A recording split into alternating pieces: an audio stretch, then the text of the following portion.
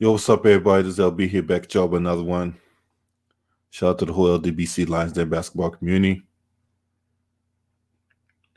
Give the video a like, hit subscribe. Let's get into the funk. So both number one seeds in the NBA go down yesterday. In the first game, you had the Milwaukee Bucks lose to the Orlando Magic, 122 to 110. And in that game, for Orlando, you had Nikola Vucevic lead the way with 35 points, 14 rebounds, 4 assists. Evan Fournier, he only had 9 points. James Ennis had 11 points with 8 rebounds, 2 steals, 2 blocks. Well, I'll take that back. 2 assists, 2 steals, and a block. Markelle Fultz had 15 points, 6 rebounds. 2 rebounds, 6 assists. And Gary Clark, he stepped in the starting role for Aaron Gordon. He had 15 points with 6 rebounds with a steal. Terrence Ross had 18 points off the bench to go with 6 rebounds, 1 assist, 1 steal. DJ Augustine had a double-double off the bench. He had 11 points. He did have 11 assists with 3 rebounds. You go to the Milwaukee side. Giannis, he led the way with 31 points, 17 rebounds, 7 assists, a steal. But what if I told you the second leading scorer in that team came off the bench in George Hill? He had 16 points, 2 rebounds, 5 assists, and a steal. Where in the fuck is Chris Middleton? Where is Eric Bledsoe? Chris Middleton played 31 minutes, 4-12, 14 points, 6 rebounds, 4 assists. And you had people in the media comparing this guy to Scottie Pippen. What the fuck?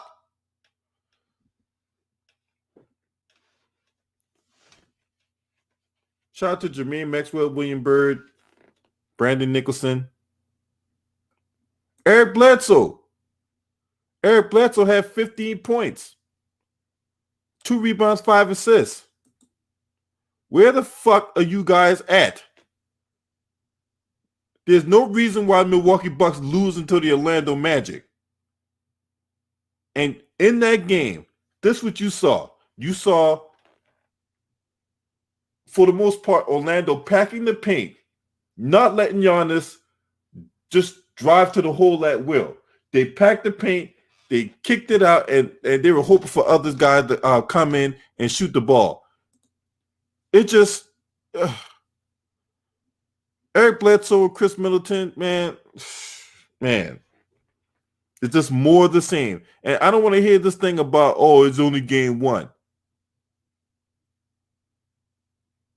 You're trying to set a message here. You're trying to send the message that you are an NBA championship threat. And you lose to the Orlando Magic. Inexcusable. Inexcusable. View the Milwaukee Bucks.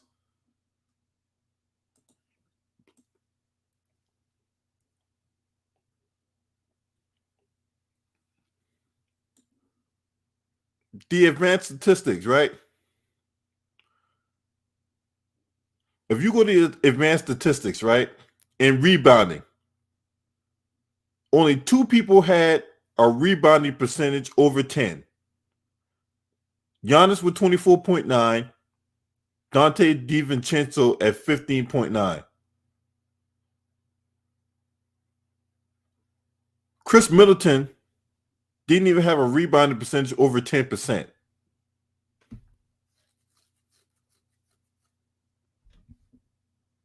It's just inexcusable. Inexcusable. He was a -8 in the plus-minus department. Giannis was a -9. Brook Lopez, -11. Eric Bledsoe, -8. George Hill even was a -11. He was the second leading scorer. Just inexcusable for the Milwaukee Bucks to go out there and lay an egg like that. Then, and if you go to the other game, right, with the Lakers and Blazers, right? I told everybody that Portland was going to beat the Lakers in the first round. I told everybody this, right? And we starting to see that play out in game one, right? I was the first one to come out here and tell people that the Lakers was going to go down in the first round. And what people say, oh LB, you don't know what you talk about, man. LB, you don't know nothing about basketball, man. Lakers gonna go all the way, man. Lakers gonna go to the championship.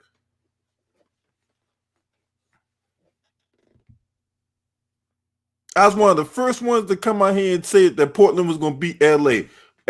What do we I remember this conversation vividly, right? Couple months ago, when we were trying to figure out who would get that AFC right out of Memphis, Portland, New Orleans, San Antonio, all these other teams, right? And I said Portland was going to get that AFC, right? And if Portland was going to get that, if Portland gets that AFC, they was going to beat the Lakers in the first round. Now, mind you, I'm not going to count my chickens right because it's only game one, right? But there's some things we could take away from this game, right? If you're the Lakers,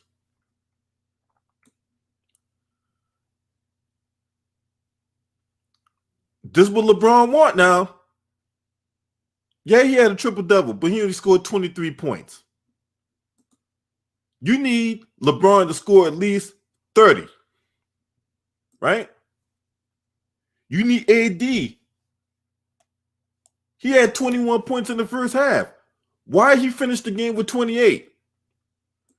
AD need to be at least 35, 40 points.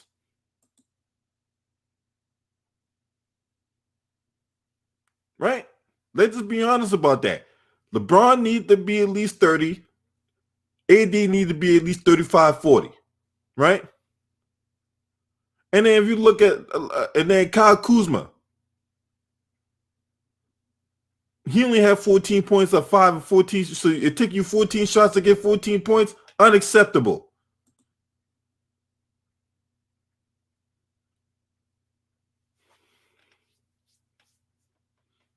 And Kentavious Caldwell-Pope. Yes, Kentavious Caldwell-Pope. Kentavious Caldwell-Pope. Look at this motherfucker stat line. This dude played 29 minutes, 12 seconds. Or 5 from the or 9 from the field, or 5 from the 3. 1 point, 1 rebound, 1 assist, and 3 steals. This motherfucker had more steals than points. The motherfucker had more personal fouls than points. 1 point, 1 rebound, 1 assist. What the fuck is that? At 29 minutes, Kentavious Caldwell-Pope? Really? Frank Vogel, this on you because you keep playing this fucking bum. Now I'm a Lakers fan, and this is unacceptable, Frank Vogel. You keep playing this fucking trash nigga in KCP. And you got, and then Rob Pelinka, what the fuck are you thinking putting this Bama on a no trade clause? Shout out to my boy Craig J, man. You put this motherfucker on a no trade clause? Shout out to my boy Back Reality TV in the building, man. This motherfucker, Kentavious Caldwell-Pope. I ain't giving that nigga no nickname. He don't deserve one. You gotta be good to get a nickname. So don't call that motherfucker KCP. As far as I'm concerned, that motherfucker need to take some Kaopectate. He's shit water. And he got the nerve to go off on coaches or whatever, like he go chirping to the media, but when his minutes get cut, when Luke Walton actually did the right thing and cut this motherfucker minutes. He ain't doing shit for you.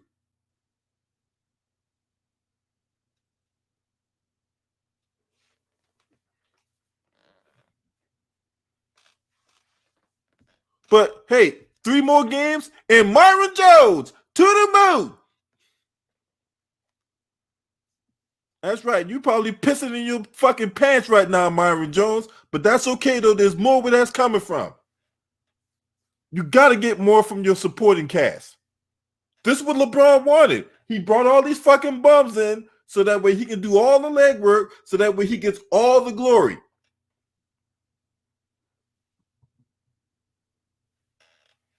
And I'm telling the truth.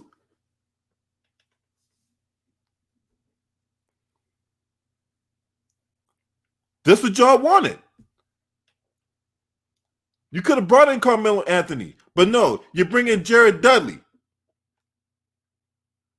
You could have let Kentavious Caldwell-Pope go somewhere else, but no, you bring this Bama back, a 2-year deal with no trade clause. You want to know who's stealing money right now without a pen? With a pen, it's Kentavious Caldwell-Pope. This motherfucker he's been with the Lakers 4 years, has made close to $50 million. And he's giving you nothing offensively. Nothing. This nigga had one more point than I did.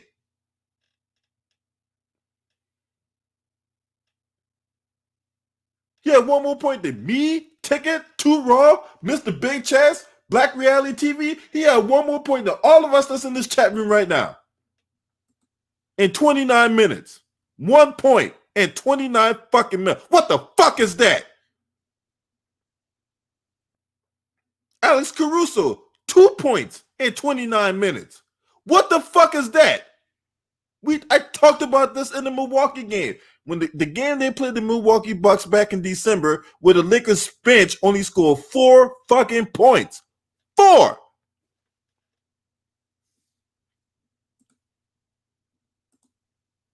And you got motherfuckers out here really saying that the Lakers was going to win the championship? Are you fucking serious? Are you fucking smoking crack? You really think that those guys that's on that bench right now, those trash players that's on the Lakers bench right now, was going to lead you to the championship? They got J.R. Smith jumping off the back of the truck thinking that he's going to come in and do the damn thing.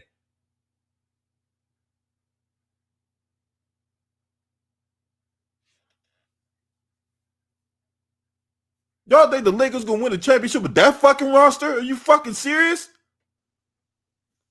Them motherfuckers ain't going to get out the first round. Dion Wade is this dude. Miami couldn't even find somebody to trade Dion Wade. They had to kick his ass to the curb.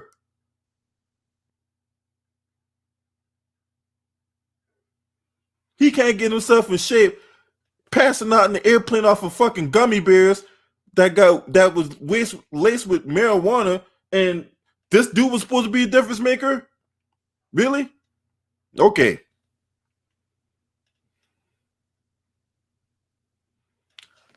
I beg to differ about the Lakers losing first round. It's game 1.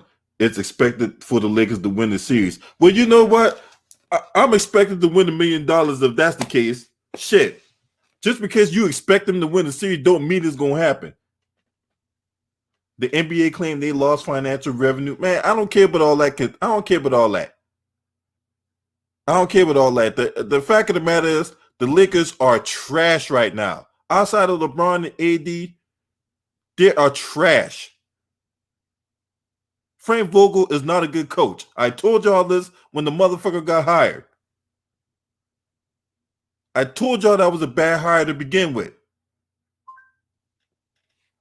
Yeah, the only reason that the Lakers improved defensively because they got a defensive guy, Anthony Davis, who can protect the paint, who can go out there and rim protect and block shots. They got defensive-minded people. Dwight Howard can go out there and block shots. Dwight Howard went with the Lakers last year. Anthony Davis went with the Lakers last year. When they had those guys, they were like one of the worst defensive teams in the league. And the Blazers played like shit last night. And part of the reason why the Blazers played like shit because you had Damian Lillard and C.J. McCollum out there taking bad shots. Gary Trent Jr., he's out there trying to force the action. He did hit a big 3 late. But Gary Trent Jr., this motherfucker almost sank my damn FanDuel lineup for crying out loud. Because they out there taking bad shots. They gotta calm that shit down. They really want to win the championship. If you look, I still think Portland wins the series, but if they're really serious about contending for a championship, they got to do better with their shot selection, man. Don't get me wrong. I think Damian Lillard, CJ McCollum, I think those guys are killers, man. But that shot selection, man, I'm telling you, man, they stood up. That's why they blew all those big leads, man, because they're sitting up here taking bad shots. They were doing it all year. But nonetheless, Lakers go down to the Trailblazers. The Bucks go down to the Orlando Magic. And the other two games, the Miami Heat beat the Indiana Pacers. That's to be expected. We expected Miami to win that series, right? And then OKC. OKC, where the fuck was y'all at? Chris Paul, you got to do more than score. Yeah, you had 20 points and you almost had a triple double, but these are empty stats, man. Chris Paul, I was looking for you coming for blood. Where the fuck was you at yesterday? But the person I really want to draw my ire towards, right? The person I really want to go at, Dennis Schroeder. Dennis Schroeder, you, my friend, stunk up the joint last night. 3 of 12, 0 of 5, 6 points, 4 assists with 2 turnovers. That's not going to get it done, buddy. That's not going to get it done. SGA, where the fuck was you at? 9 points, 4 rebounds. So if there's 2 people I really wanted to get at, it's Dennis Schroeder and SGA. Where the fuck was y'all at yesterday? Do I need to file a missing persons report? Huh? I don't have the greatest relationship with the cops right now, but I'm pretty sure if I file a missing persons report, we can see where the fuck was y'all at.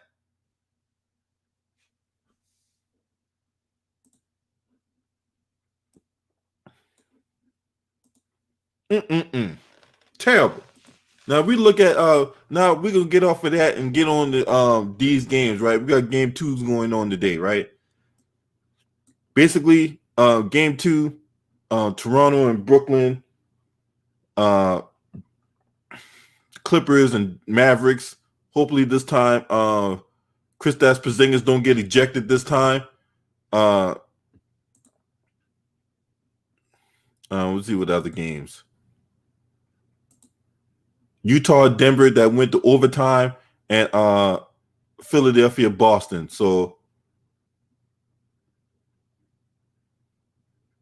yeah, we filed a missing person report. Hell yeah.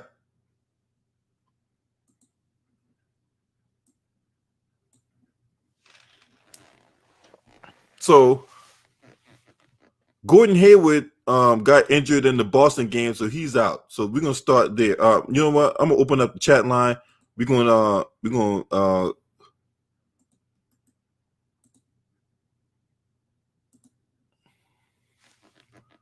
we can open up the chat line, and we get this in. As far as the Dallas Mavericks go, Dallas Mavericks did not get robbed. Kristaps Porzingis, he got to be smarter than that, right? If you already got one technical foul, don't put yourself in a position to get another one and then kicked out the game.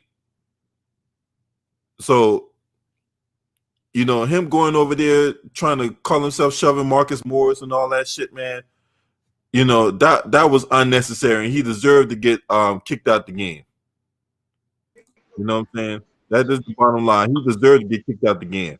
So all these people talk about, well, the Mavericks got robbed and all that. Did they really?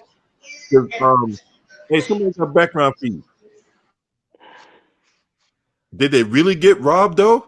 Because last time I checked, the Clippers beat them at full strength during the regular season. So I don't know where people getting at saying that, oh, Dallas got robbed and all that. When in fact, Kristaps Porzingis put himself in that position. No one told Kristaps Porzingis to go over there to try to call himself getting in the shit when Luka Doncic was walking away from the incident. He was walking away. So there was no reason for Kristaps Porzingis to go over there, for one. And for two, going back to what I said before, the motherfucker already had one technical foul. So if you already got a technical foul, you can't put yourself in a position where you can put yourself in a situation where you can get another tech and get kicked out the game. So that's on Kristaps Porzingis. That ain't on the Clippers. That's not on the refs. Everybody think I'm talking about this shit about the refs. If that's the case, then why, when Paul George got his tech, right? Because NBA rules state you cannot throw a punch at anything. You can't even simulate throwing a punch. None of that, right? You can't throw a punch up at the air. You can't throw a punch at the direction of somebody. That shit get you ejected. But any of those theatrics get you a technical foul. That's right there in the NBA rules, man. It's right there in the NBA rules. So when Paul George got his tech, right, Kristaps Porzingis did the same exact thing, and the referees were consistent. Look, I know we get on the referees about bad calls and inconsistencies and things like that, right? But this is the one time the referees actually got it right. Mm-hmm. And that's not, I normally don't see a whole lot when it comes to the referees or whatever like that. But this is the one time the referees got it right. Now, that being said, let's go into these games, man. We got 4 games. We're gonna start with the Brooklyn Nets and Toronto Raptors. What y'all got on this game? Is it more of the same, or do Brooklyn make the necessary adjustments and come back and win this game? I'll start with you, Dion. Yeah, I'm going with Toronto, man. I just think that Brooklyn, they just don't have the depth or the firepower to beat Toronto. Again, I understand they pulled with an 8 after trailing by 33 in game 1, but I felt that Toronto just took their heart in that game because it's like the Nets, they just don't have the depth. They lost a lot of bodies, and the Nets, they got to compete, man. They really got to come there and compete because game 1 was pretty embarrassing. The Raptors, Fred VanVleet was amazing. Serge Ibaka was huge off the bench. The Raptors were drilling threes left and right from the wing at the top of the key or the corner. And Brooklyn's defense just looked slow. They weren't fighting through screens. And Toronto just pick them apart. So I expect Toronto to win this game. Again, Toronto should really win this series in 4 or 5. This should not even go past 5. Toronto should really win this series quickly because you're playing a decimated team. So I expect the Raps to put the Nets to extinction. I think the game will be a little closer, but I just think that Toronto, they just have more weapons than Brooklyn right now. Hey, shout out to our big youngin in the building, man. I appreciate you, homie. Appreciate the compliment. Money Dog 88. I see y'all. Chrissy Randolph. Salute to y'all. Appreciate y'all for being in the chat, man. All right. So William Bird, what you got on this, man? You think Brooklyn, we could be out here, where Brooklyn at? Where Brooklyn at? Or they could continue to be missing? Nah, they got no chance. They out of there. They'll probably be 5 the most. But I look at Toronto trying to get rid of them early, 4 games. All right. So you got them winning this game today, I presume? Yes, yeah, I got them winning today. All right, what you got on this, Mr. Big Chess? I got the Raptors winning pretty convincingly, in my opinion. They're gonna lock up. I don't think they're gonna have a lapse on offense like they did yesterday, letting the Nets back in the game. So they're gonna handle business, and they're gonna prepare to get them broomsticks out. All right. Yeah, I pretty much agree with everybody's sentiment. I think Toronto whoops their ass again. I think 2 guys who I'm looking for to have good games now. I know Fred VanVleet was out here destroying people and all that, but 2 guys I'm looking for to really put an imprint on this game is Pascal Siakam and Kyle Lowry. Okay. The 2 guys that really stood out in game 1 were Serge Ibaka and Fred VanVleet, in my opinion. Kyle Lowry and Pascal Siakam, they had good but not great games. But those 2 guys I'm looking forward to, as far as fantasy wise, who I'm looking forward to really dominating in game 2. Karis LeVert Uh, yeah, he might get 41, but I'm telling you right now, the Raptors going to make him work for that 41, boy. They're going to, like, he getting all, man, as soon as this dude cross half court, he's seeing the double team, right? So, with that being said, I know we got, Mr. Big Chest, did I get your thoughts on it? Yeah. Okay. Damn. Getting that case of the STML. What's up, CJ? Salute to you, homie. There's anybody outside of Karis LeVert, right, that can be somewhat of a scoring threat, right? Because I'm telling you right now that the Raptors, they're going to sell their souls to the devil to limit Karis LeVert. Now, Karis LeVert still might get 25, 30 points, but it's not going to come easy. So who on that team is going to help him out? I would say Joe Harris, but the Raptors in game one, they was basically running everybody off the 3-point line. Yeah, And they did. I don't think Joe Harris I don't think he can score consistently off the dribble, you know. Yeah, that's true. I mean, yeah, Joe Harris could put the ball on the floor, but he's not a super duper scorer. You know what I mean? And listen, TLC did go off in game one, but he's not going to do that again every game of the series. Like I said, Brooklyn just doesn't have enough weapons of firepower to help out Cash LeVert in this series. It would have helped it would have helped to have another go-to guy like a Jamal Crawford, but he's out because of a hamstring. So if you're Brooklyn, you're in humongous trouble because you don't have another go-to guy with LeVert that you can say, "Hey, give me a basket down the stretch." You know? Go ahead, Wayne. Yeah, Cabral, he had a good game last game, but we gotta wait and see if he could do that again. He better. Okay. You know what I'm saying? And the center, what's the center name again? Jared Allen. Yeah, Jared Allen. Yeah, he gotta produce like at least 15 and like 13 rebounds with like 3 blocks or something like that. This is the thing. When it comes to big men, the Raptors, they have limited big men. I mean, look what they did to Anthony Davis, right? Mm-hmm.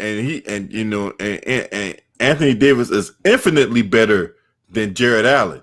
Yeah. So I mean, if they can limit Anthony Davis, man, they got so many bigs, man, with Serge Ibaka, Marc Gasol. I know Marc Gasol ain't the player he used to be, but he's still a decent defender, right?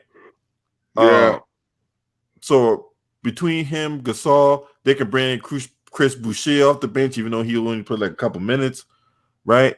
But they got so many bodies, big men they could bring in and all that. So, to me, and this I'm talking fantasy, right? Motherfuckers trying to win $100,000 and shit. So like, if they're doubling guys like Karis LeVert, then shot them Myron Jones to the moon. 100, man. Salute to Myron Jones in the building, man. I'm looking at a guy like Garrett Temple, right? I mean, that's not saying a whole lot. Garrett Temple is so bad. I mean, he was all right in game one, though. He was decent in game one. Yeah, I say he was decent, but generally speaking, I mean, he's so bad. I mean, man, I think the Raptors blow this team out again, man. Let's just go into the next game, man.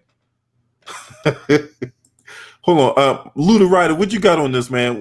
What's your expectations between Toronto and Brooklyn? Well, if it was like the last game, Toronto gonna kick that ass again. Yep. All right, let's go on to the next game, man. I think this game here, the Jazz and Nuggets. Now, in game one, this game went to overtime. Donovan Mitchell went completely fucking nuclear, right? Mm-hmm. 50, a high 57 sauce, huh? I have seen that before when he was at Louisville. When he played point guard, he nuclear like that when you're playing point guard. But when you got him playing shooting guard, it ain't gonna happen. So they better keep him at point guard because he can put up points like that. Yeah, that yeah, that was crazy, man. Like He that the went same. completely fucking nuclear. Like Jamal Murray came on late. He had a slow. He started off slow, and then and he just went. He went off in the end. Yeah, Hines 57 for Donovan Mitchell. Jingles had 19. Rudy Gobert had 17. Jordan Clarkson had 18 off the bench. Right. Yep. Some people thought Emmanuel Mudiay would got some run with Mike Conley being out, but that didn't play out, right? That dynamic didn't necessarily play out. So he's a bust. yeah, Mudiay, yeah, he not good. And then this is the thing that this is against his former team. Because the Denver Nuggets drafted Emmanuel Mudiay. But anyway, Royce O'Neal played a lot of minutes, did a whole lot of nothing. Juwan Morgan, he started in place of Mike Conley. He played a whole lot of minutes, did a whole lot of nothing, right? So the bulk of the point guard responsibilities went between Donovan Mitchell, Joe Ingles, and Jordan Clarkson. So and then on the Denver side in game one, Michael Porter Jr. only played 31 minutes. I the game with the overtime, but this is my thing, right? You had Jamal Murray taking 20 shots. So that takes shots away from Michael Porter Jr., right? Joker, he get his share of shots. Paul Millsap, Torrey Craig, he played 21 minutes. He had 11 points but he fouled out. Monty Morris actually played pretty good in 30 minutes. He had 14 points with 4 assists, 3 rebounds.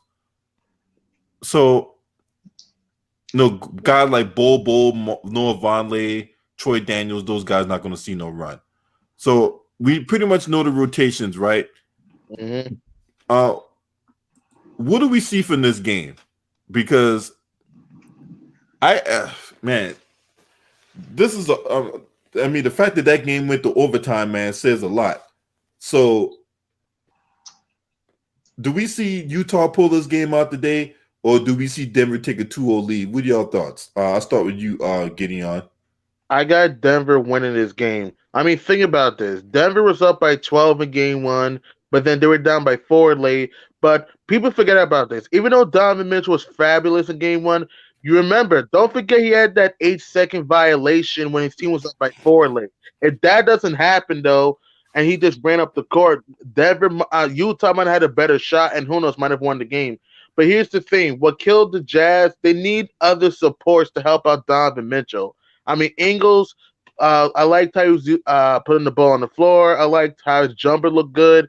And Jordan Clarkson was big off the bench. And again, they got to do more pick and roll and screen roll action for Rudy Gobert if I were Utah. And then listen, can Emmanuel Mudiay please step up? You're playing against your former team. Please step up. Come on, man. And for Denver, this is a game where Michael Porter, I think, may start to break out. He was terrible in game one. I think game two, today, he's going to start to become more aggressive.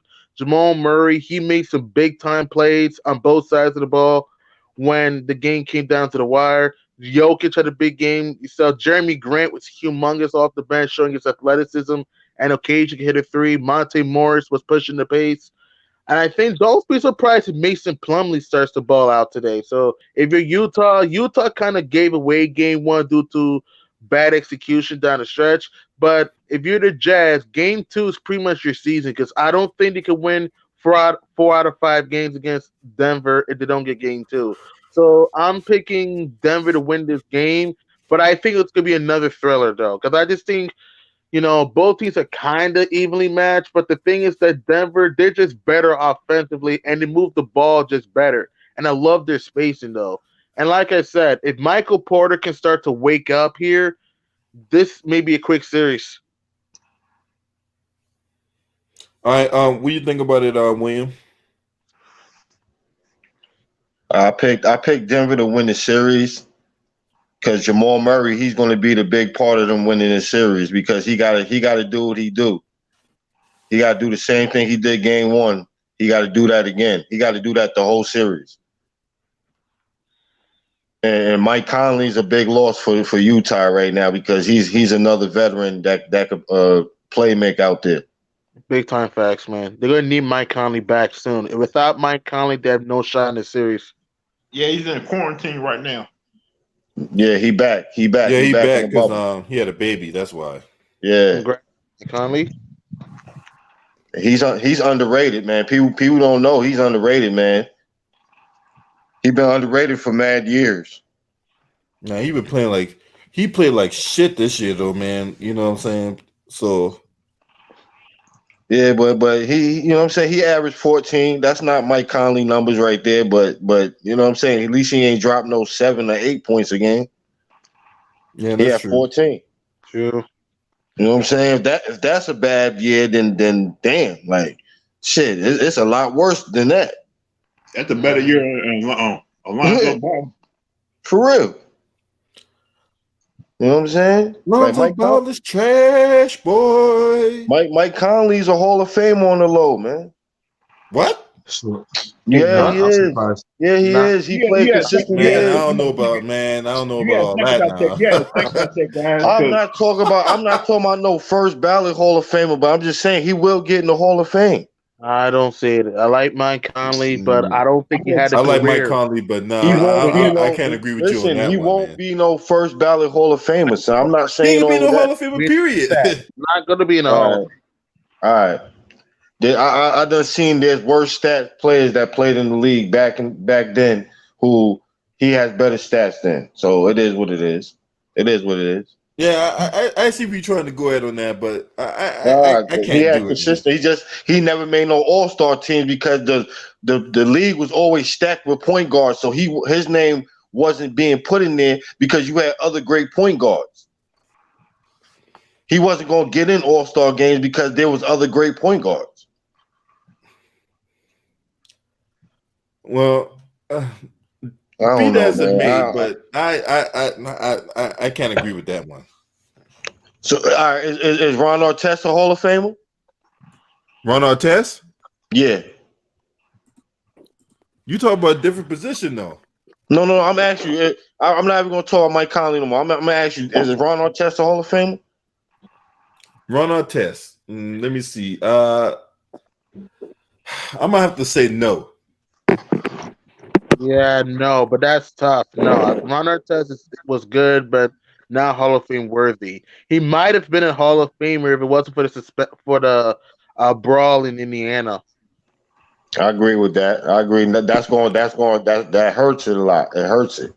And after that brawl, he can't. He wasn't the same person. Pretty much. He's like changed his name, came the guy type of guy. Like, what is happening to this guy? Don't be like this. Yeah. All right. So let's go. So we got anything else from this game? As far as like, go ahead, Mr. Big Chess. I'm sorry. Go ahead. No, I got Denver winning one because I expect Michael Porter Jr. to play better. You know, he was settling a lot in game one.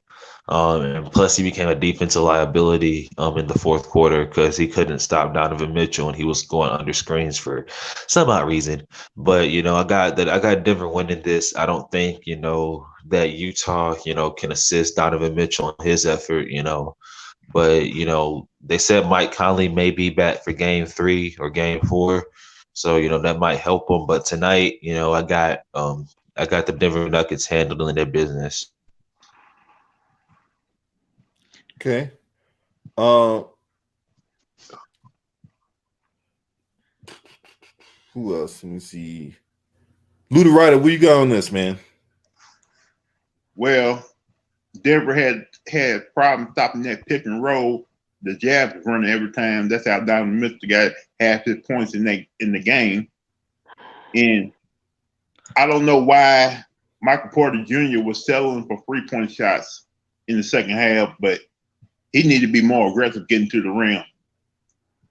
And I'm not surprised Murray took so many shots because that's what he does when in the clutch moments. And Jokic, I don't understand why he didn't just go at Rudy Gobert in game one to try to get Rudy Gobert in foul trouble. But I still do got Denver win this game today. I think it's gonna be another close game down to the wire. I wouldn't be surprised to go overtime again. I think Denver's gonna win this game at least by 7 or 8 today.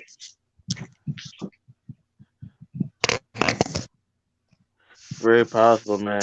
Jokic needs to body Gobert. There's too many times when I see Gobert, get offensive boards and stuff. That nearly cost him game one.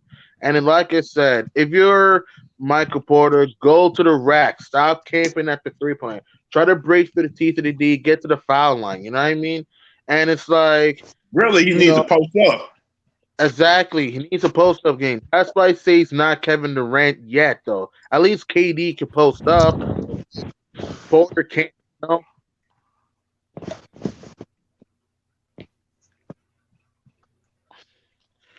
But this is Utah season. They don't win this game, they're in humongous trouble, man. Yeah, you don't know what type of team they're gonna have next season. Pretty much. And if you're the Jazz, if you lose in the first round, it's kind of been disappointing. You know what I mean? Because it's like they had high expectations and you're going to lose in the same round that you did last year. You know what I mean?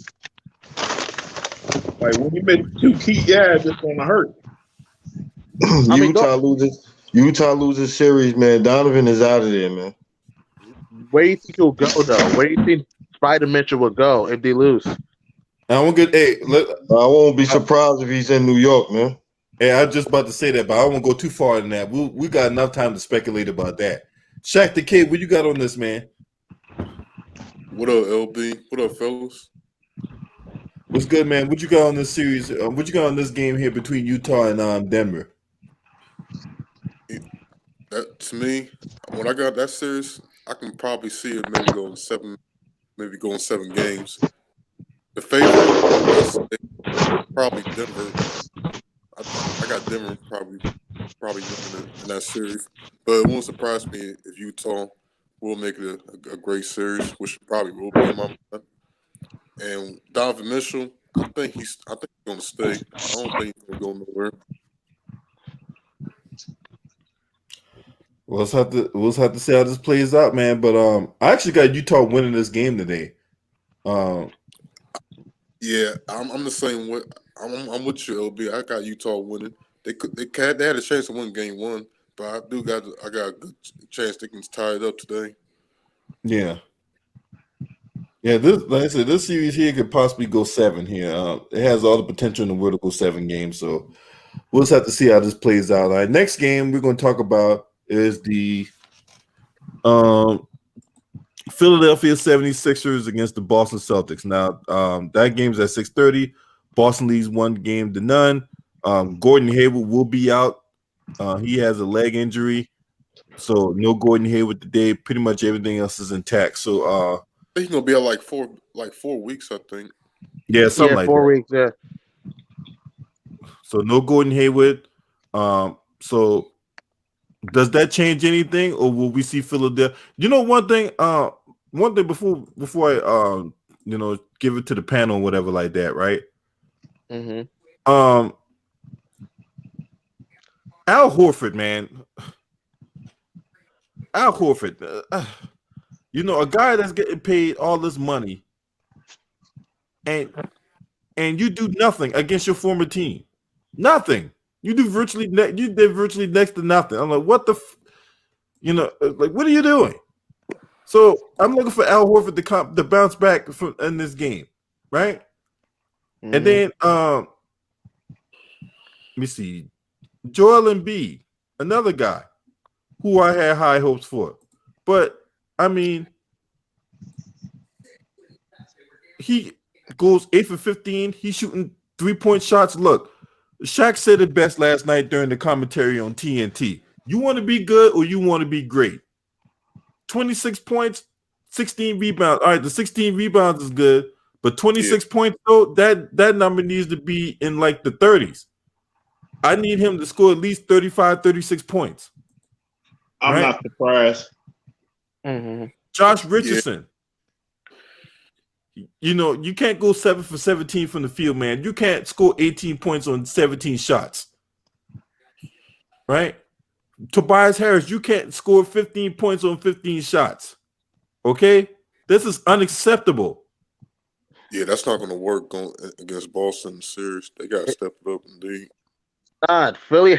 That's the thing. Philly had game one, but the problem what killed them in game one, droughts. They didn't do a good job staying attached to Jaylen Brown, and Jason Tatum was going to the rack at well, man. Like game one, Philadelphia really could have had it. They just executed, you know. And they got to feed Embiid down low. Embiid needs to stop shooting threes, but they got to feed Embiid down low in the paint. I'm tired of seeing them feed Embiid in the perimeter. If Philly wants to have any shot to do the unthinkable and pull the upset, Embiid down. I've been saying time and time again. Embiid got to get down low if they want a chance to win these games, but he want to stay on perimeter. And the same thing happened when what always happened when Boston played Philly in the playoffs.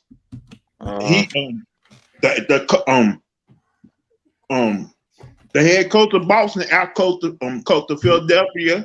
Yeah, Brad Stevens out-coached Brett Brown. It's like, yeah, but again, Boston, listen, Philly should have won game one. If you actually watch the full game in context, they should have won game one. But the problem with the Sixers, they just go to drought sometimes, and they don't move the rock very well. And Tobias Harris, where was he in game one? He better step it up, man. He's been up and down all season. So it's like, if Philly wants to pull an upset, everybody has to do their part. You know what I mean? And where is their bench? Where is Shake Milton? Where was Korkmaz? These guys got to do their part, man. Shake Milton was on his way to Shake Shack. That's where that was. Now the work thing happened to Philly that you got Jaylen Brown starting to look like a NBA All-Star now. Who, Jaylen Brown? Yeah, Jaylen Brown. He was huge in game one, making big shots, going to the rack, making big steals and deflections. It's like Jaylen Brown. He just took the Sixers to school in the fourth quarter. Now Jason Tatum, man, Jason Tatum was out there cooking their ass too. Oh yeah, now Gordon Hayward's out the game. Jaylen Brown and Tatum are going to go to work on Philly. Why? Why you keep seeing Devin Brown? Jaylen Brown. You man, Lou. Yeah, man. You got Kamala Harris playing in the background? Not to me, Boston should win it in 5.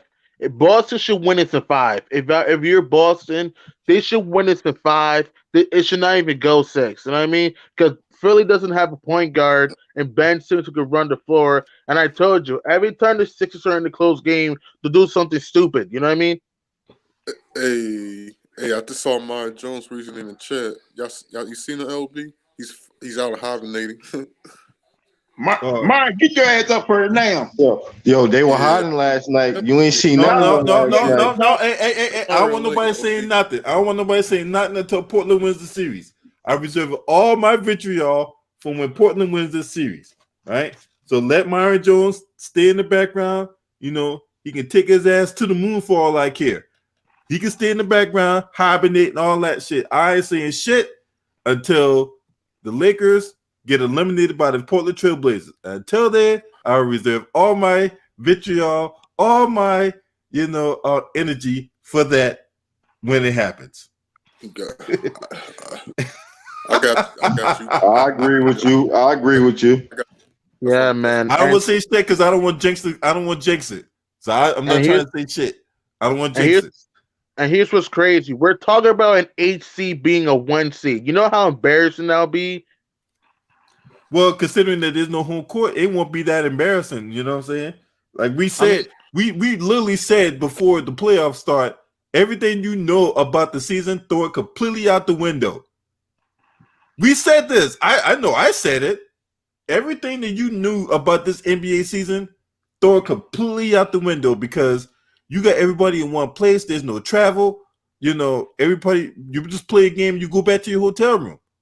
It's not like you play a game, then you gotta take a shower, get dressed, hop on a plane, travel to wherever, find a hotel, then take the team bus, get on the team bus to go to the practice facility, get back on the team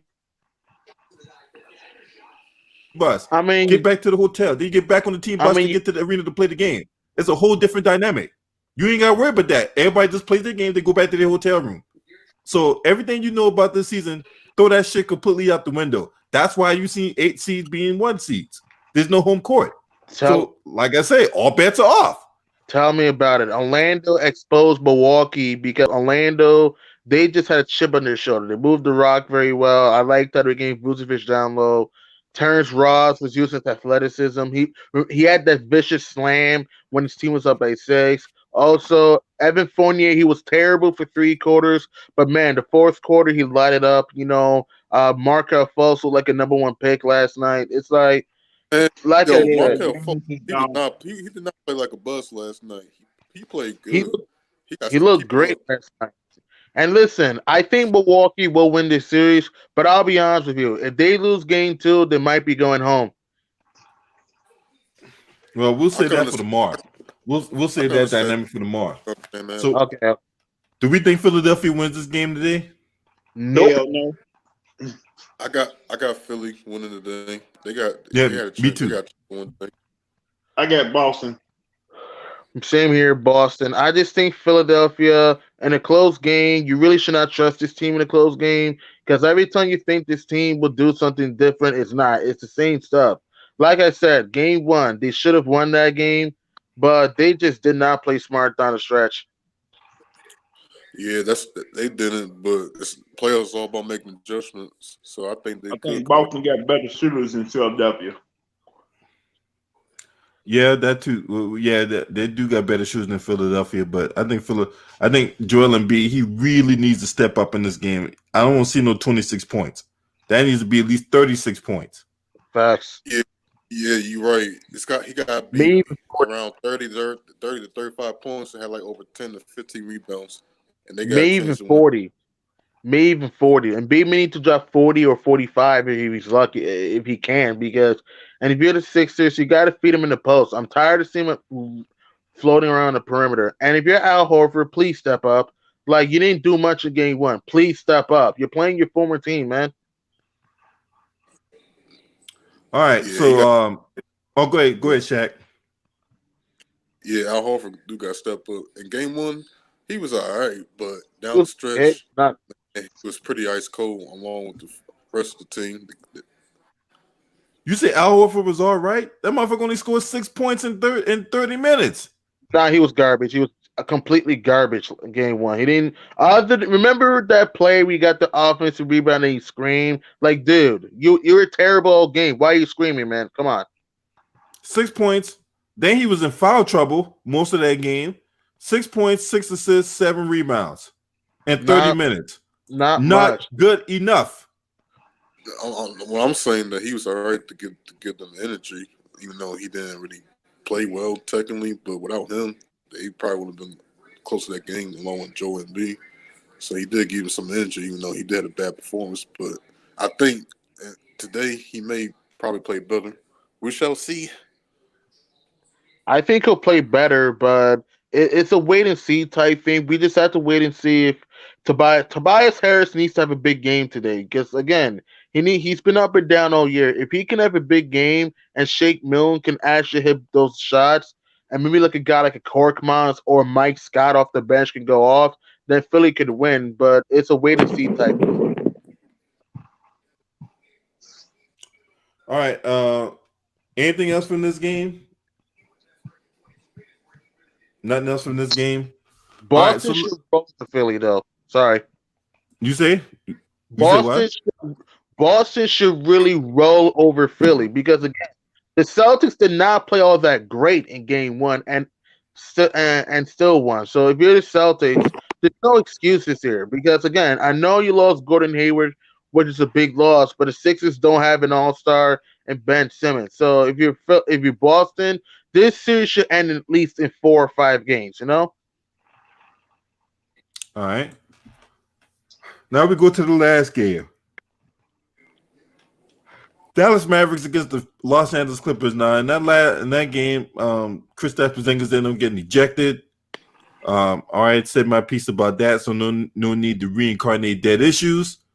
When it comes Kawhi Leonard, Paul George, the dynamic duo did their thing. Marcus Morris gave them a good spark. Also, and then Lou Williams, he dropped 14 off the bench. Montrezl Harrell didn't play a whole lot, considering that he just came back from quarantine. Places Mars. He was rusty as crap. He was kind of rusty, yeah. All right, so looking at this game here, all right, provided that, shout out to Think Tank in the building, man. I see you, homie. Appreciate you. When it comes to the Dallas Mavericks, right, they have the number one offense in the NBA. Kristaps Porzingis, he was cooking until he got those technical fouls, and then he got ejected. So he had 14 points in 19 minutes. Now, is this game? Do we see the Mavericks go up 2-0? I mean, the Clippers go up 2-0, or do we see Dallas tie this series tonight? I'll start with you, William. The Clippers is gonna win this game today. Dallas don't got no shot of beating them, man, because Clippers could turn it up at any point of the game. Even when they slack, and they still pick it up and win the game. So I got Clippers winning this game. All right. What do you think, Gideon? I got the Clippers too. I felt so bad for the Mavs in game one. Like, you want to hear this. Dallas is down 18-2, came back, led by 14. But then they ended up blowing the lead because they took stupid ass threes, not going to the rack at will. I mean, there were so many times in the fourth quarter in game one when Dallas was either tied or down one. They kept jacking up all these threes. I'm like, can y'all try to penetrate to the rack, please? It's like, and then Paul George and Kawhi and Marcus Morris closed the door down the stretch. So I think the Clippers will win this game, but I don't think it'll be easy. I think Dallas is going to make some adjustments.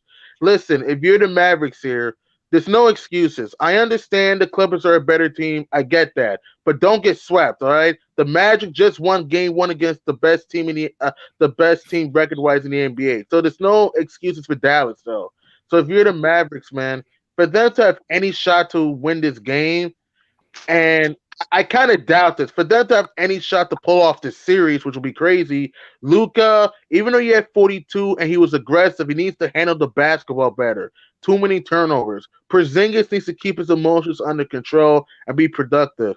All right. And the Mavericks, they got to hit threes because in the first half, they got great looks and they were connected. But in the second half, some of their shots were just contested shots or just rush shots, though. And Rick Carlisle, he has to make adjustments. Like, put Boba in the fucking game, man. Use him more. Like, come on. Like, use him more down the stretch. So I think the Clips will win this game, but it won't be easy, Because you have to understand, the Clippers have not played all that great, really, in this bubble. You know what I mean? All right, go ahead, Lou the Ryder. What you got on this? Well, buddy. I'm just gonna say this: if Clipper come out and play lockdown defense, Dallas don't got a chance to score at many points today. Because to me, I thought the Clipper played lazy defense in game one, and Kawhi Leonard and Paul George, they just need to go to the rim more. Don't settle for 3-point shots, because you see nobody on the Dallas Mavericks can stop them from getting to the rim. To me, as the team, the Clippers want to be a 3-point shooting team. Would they? To me, really not. If they be more aggressive, getting to the rim, ain't nobody stopping them because they got good mid range. They got good post game with Zubac, and basically their offense is great when they focus on their mid range and post game. And for the Dallas Mavericks, I think Porzingis gonna come out ready to play today because he's still mad about getting thrown out the game. And Luca, he probably just gonna do the same thing he's been doing. So you don't gotta worry about him. But Tim Hardaway Jr. really got to step up in this game if they're gonna have a chance. I mean, he was all right in game one, but down the stretch, he took some stupid shots down the stretch. You know what I mean? Step back three. Nah. Tim Hardaway can go to the rack, and he is athletic. So if you're Tim Hardaway, you gotta use your athleticism. Don't just camp at the 3-point line. You know? That's been the problem in this bubble so far, Gideon. People camping the 3-point line, shooting a whole lot of 3-pointers when they don't really need to. That's how teams are losing leads in these games. And if you're the Mavericks, look, I think it'll be a close game, but here's the problem. Do I trust?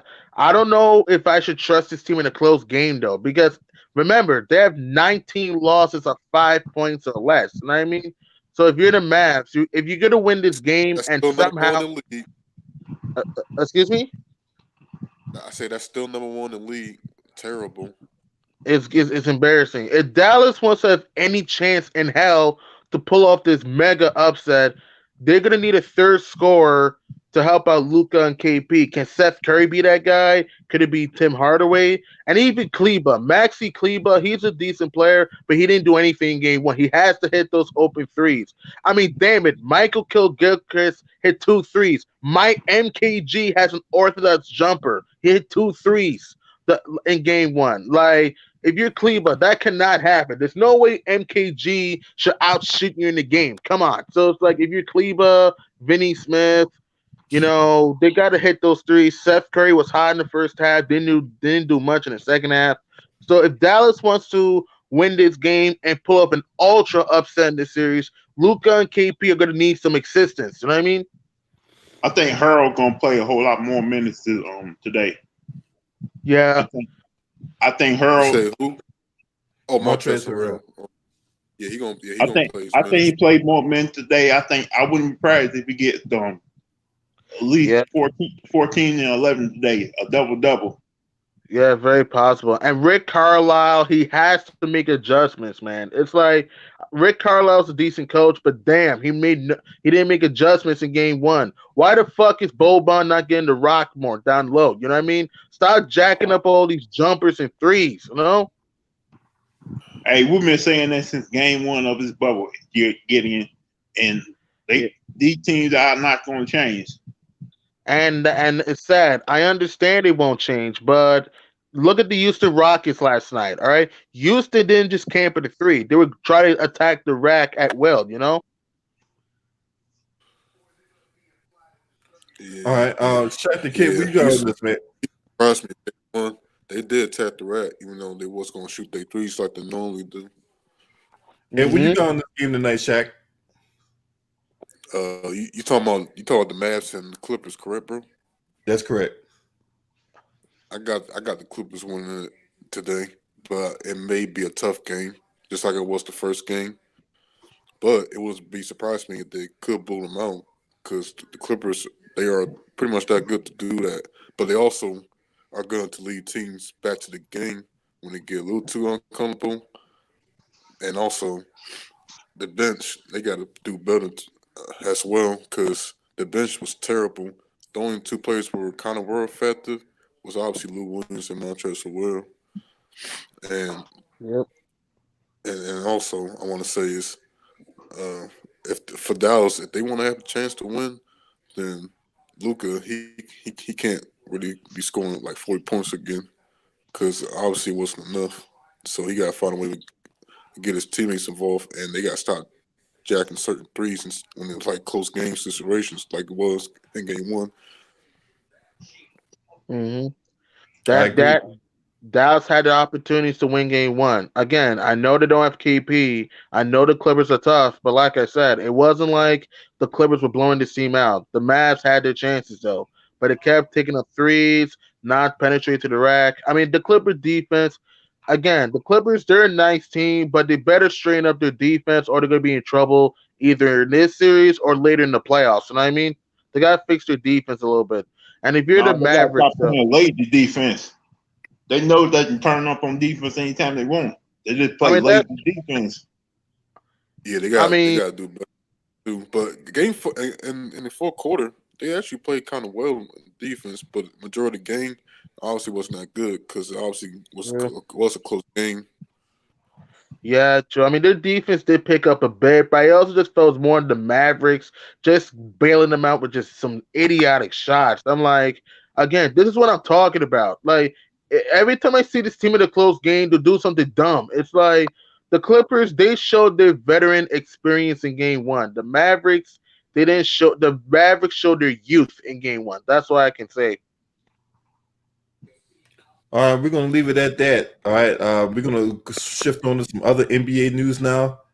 Um, more details has came out in regard to Jim Borland's firing in Chicago. Right, this story came from the Athletics' Darnell Mayberry. He pulled no punches, saying that Borland should have been fired on Super Bowl Sunday after a debacle against the Raptors, including one of his famous pointlessly-style late timeouts. Mary then relayed scathing descriptions of the Borland era from multiple people in the organization, including a toxic, a nightmare, and a circus. Now, it also goes on to say this. Borland had contentious relationships with multiple players, unusual run-ins with opposing coaches, and tactics that agitated fans and broadcasters alike. His personality was tough to absorb, abrasive, and for some hard to believe. In a statement announcing his decision to fire Borland after a comprehensive evaluation, new Executive Vice President of Basketball Operations Arturas Kanisovas called him a great human being, unquote. Others say they saw Borland for who he is, a bullshitter, a bully, a sycophant. His greatest success as a Bulls coach was simply getting the job.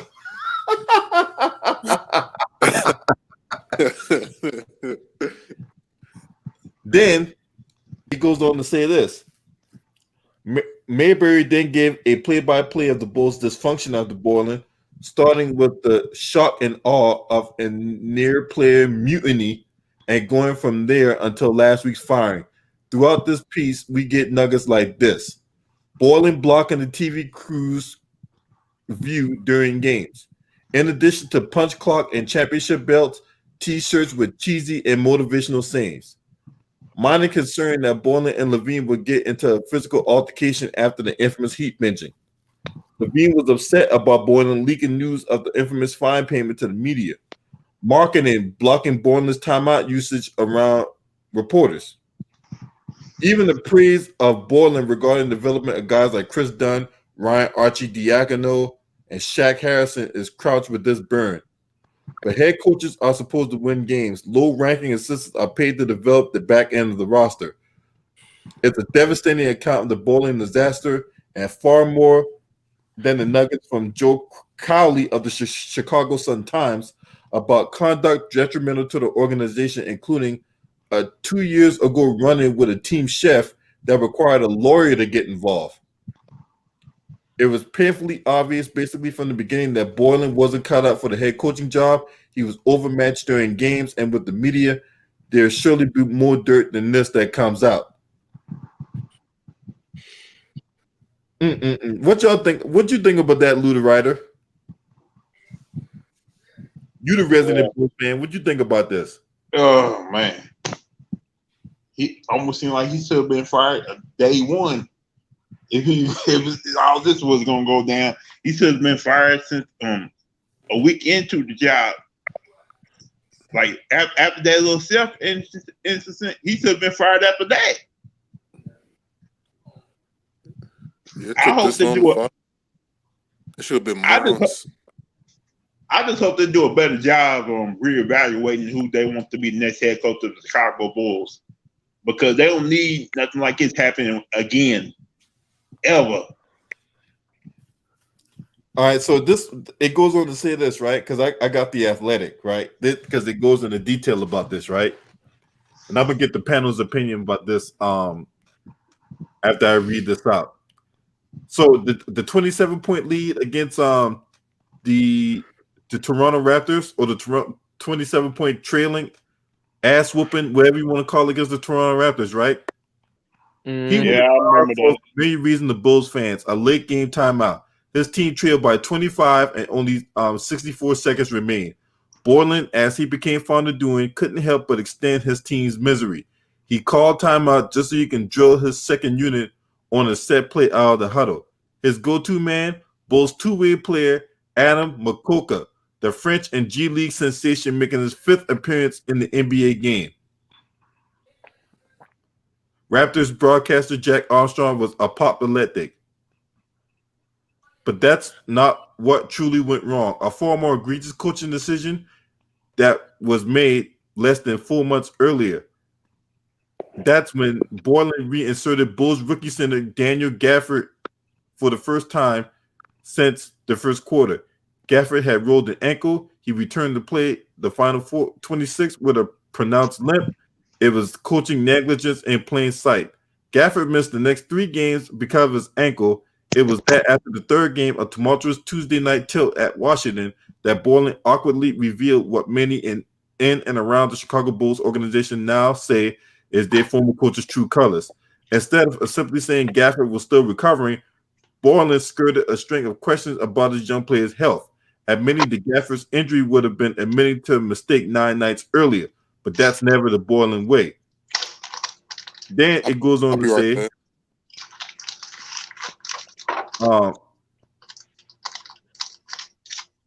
let me see.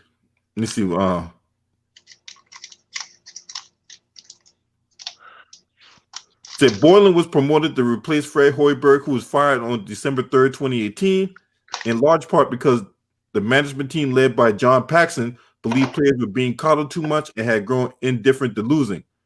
Borland, an assistant under Hoiberg since 2015, was now empowered to run the team his way. So the front office basically gives this motherfucker free reign to run amok. He was far more than Hoiberg. He spoke with conviction, passionately and persuasively, but from the beginning, he sabotaged his coaching efforts with his public comments. The first year, NBA coach routinely name-dropped championship-winning coaches he had previously worked for. Greg Popovich, Rudy Tomjanovich, Tom Izzo. Without anything close to their credentials, Borland's continued mentions of them became off-putting.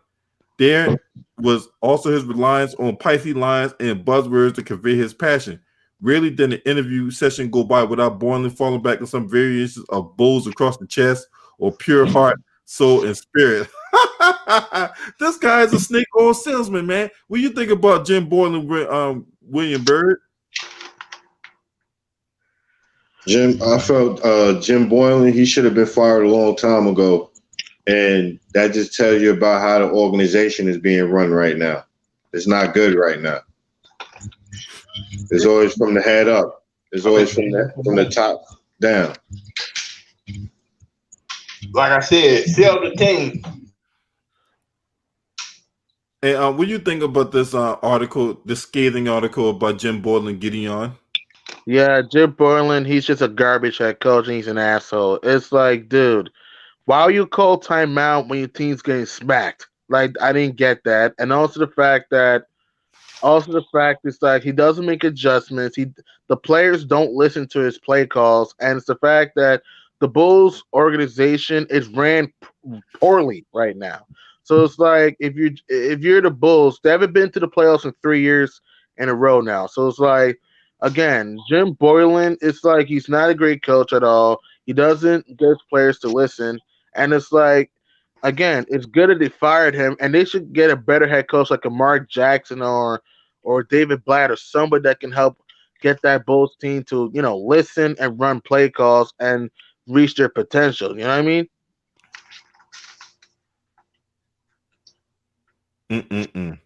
They're saying a league-wide player poll conducted by the Athletic later that season, Borland earned the second most votes among respondents who answered a simple question: which coach would you least likely to play for? Newly named Tom Thibodeau, newly named New York Knicks coach Tom Thibodeau, who coached the Bulls from 2010 to 2015, garnered the most votes.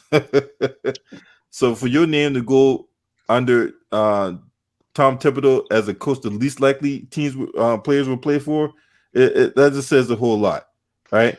And he burned the bridge with Zach LaVine, and Zach LaVine don't want nothing to do with the guy. So there's a long article here that talks about Jim Boylan and his gaffes, and the tyranny that he was trying to run in Chicago. But the problem with that tyranny, it didn't translate to wins. So if the team's not winning and you burning bridges with all your players and coaches alike, then you had to go. You left the organization no choice, man. When new people come in, they're gonna clean house. And yes, Jim Boylan, your ass was on the chopping block. You've been chopped. Now, but that's not surprising. Mike, let's see, we talked about Mike Conley returning to the bubble. Non-bubble teams will hold training camp in September.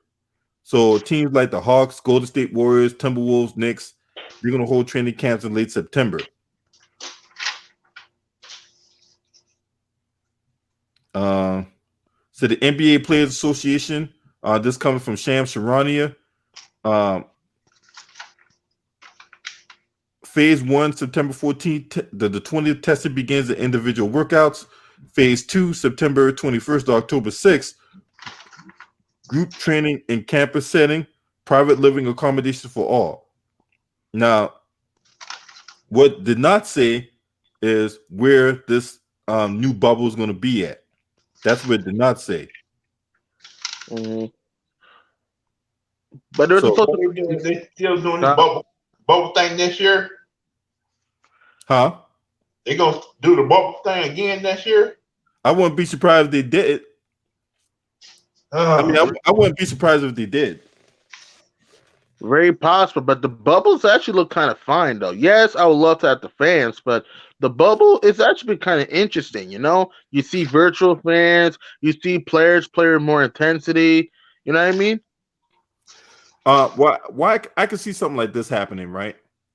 They'll have two NBA bubble cities, right? Just like the NHL, because the NHL got like two cities where they're holding their playoffs. NHL playoffs, yeah, Toronto and somewhere else, yeah. So I could see it like Orlando being one destination for like the Eastern Conference, and then I could see a city either like Las Vegas or something like that being for the Western Conference teams. Mm-hmm. I know one person who's not going to be happy about having played in a bubble again. Who? The guy who complaining about the fans right now. Who complaining about the fans? LeBron? Oh, LeBron. Wait, he complained about the fans at the game one. He said it ain't the same without the fans. Man, nah. I don't want to hear that bullshit. BS. Look, come on. You get paid millions of dollars to do a fucking job. All right. And he's the main person who wanted them to come back and play basketball. And then get this, right? When you playing pickup ball, right? Are they fans in pickup ball? Nope. No.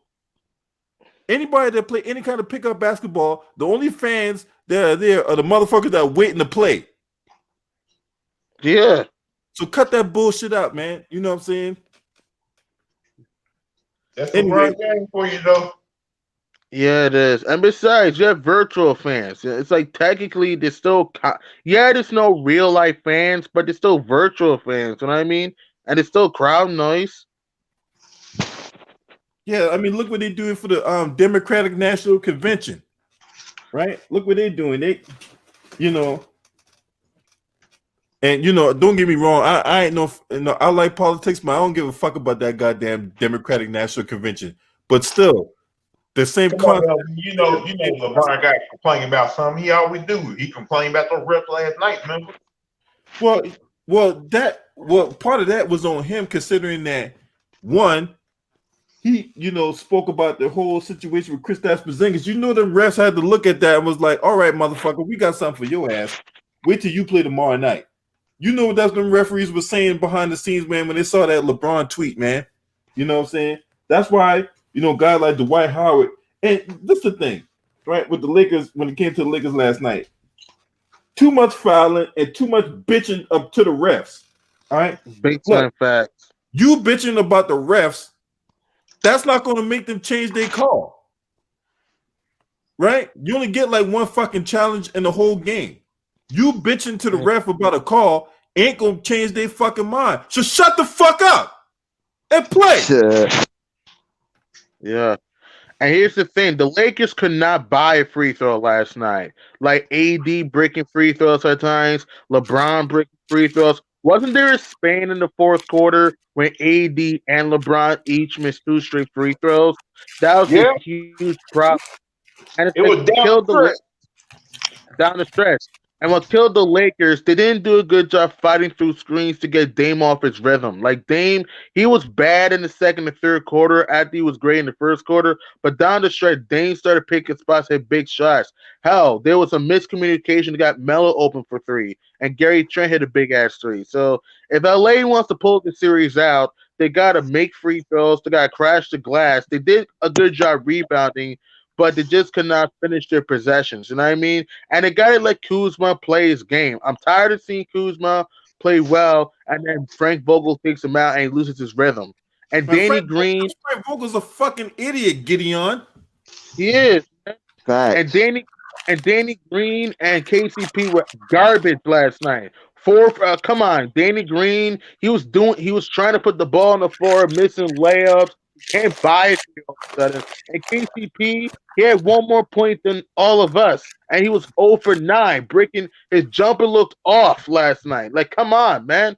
And KCP listen, had triple single last night, Gillian. 1-1-1. it's terrible. And Impact All right, hold on. game. Oh, time out.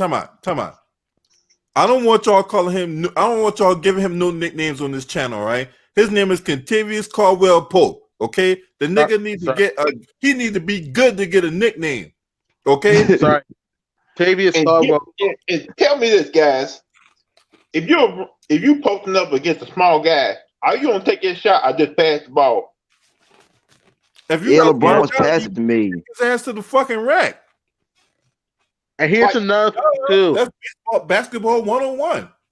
Facts. Like And here, LeBron had 15 assists last night, but he had opportunity to take a whole lot of shots last night too. He refused to do that because he's more worried about passing the ball than shooting the ball. that's the thing with LeBron. And here's LeBron. He likes to pass, but he needs to learn to be more aggressive down the stretch and be willing to go to the rack, not just camp at the perimeter.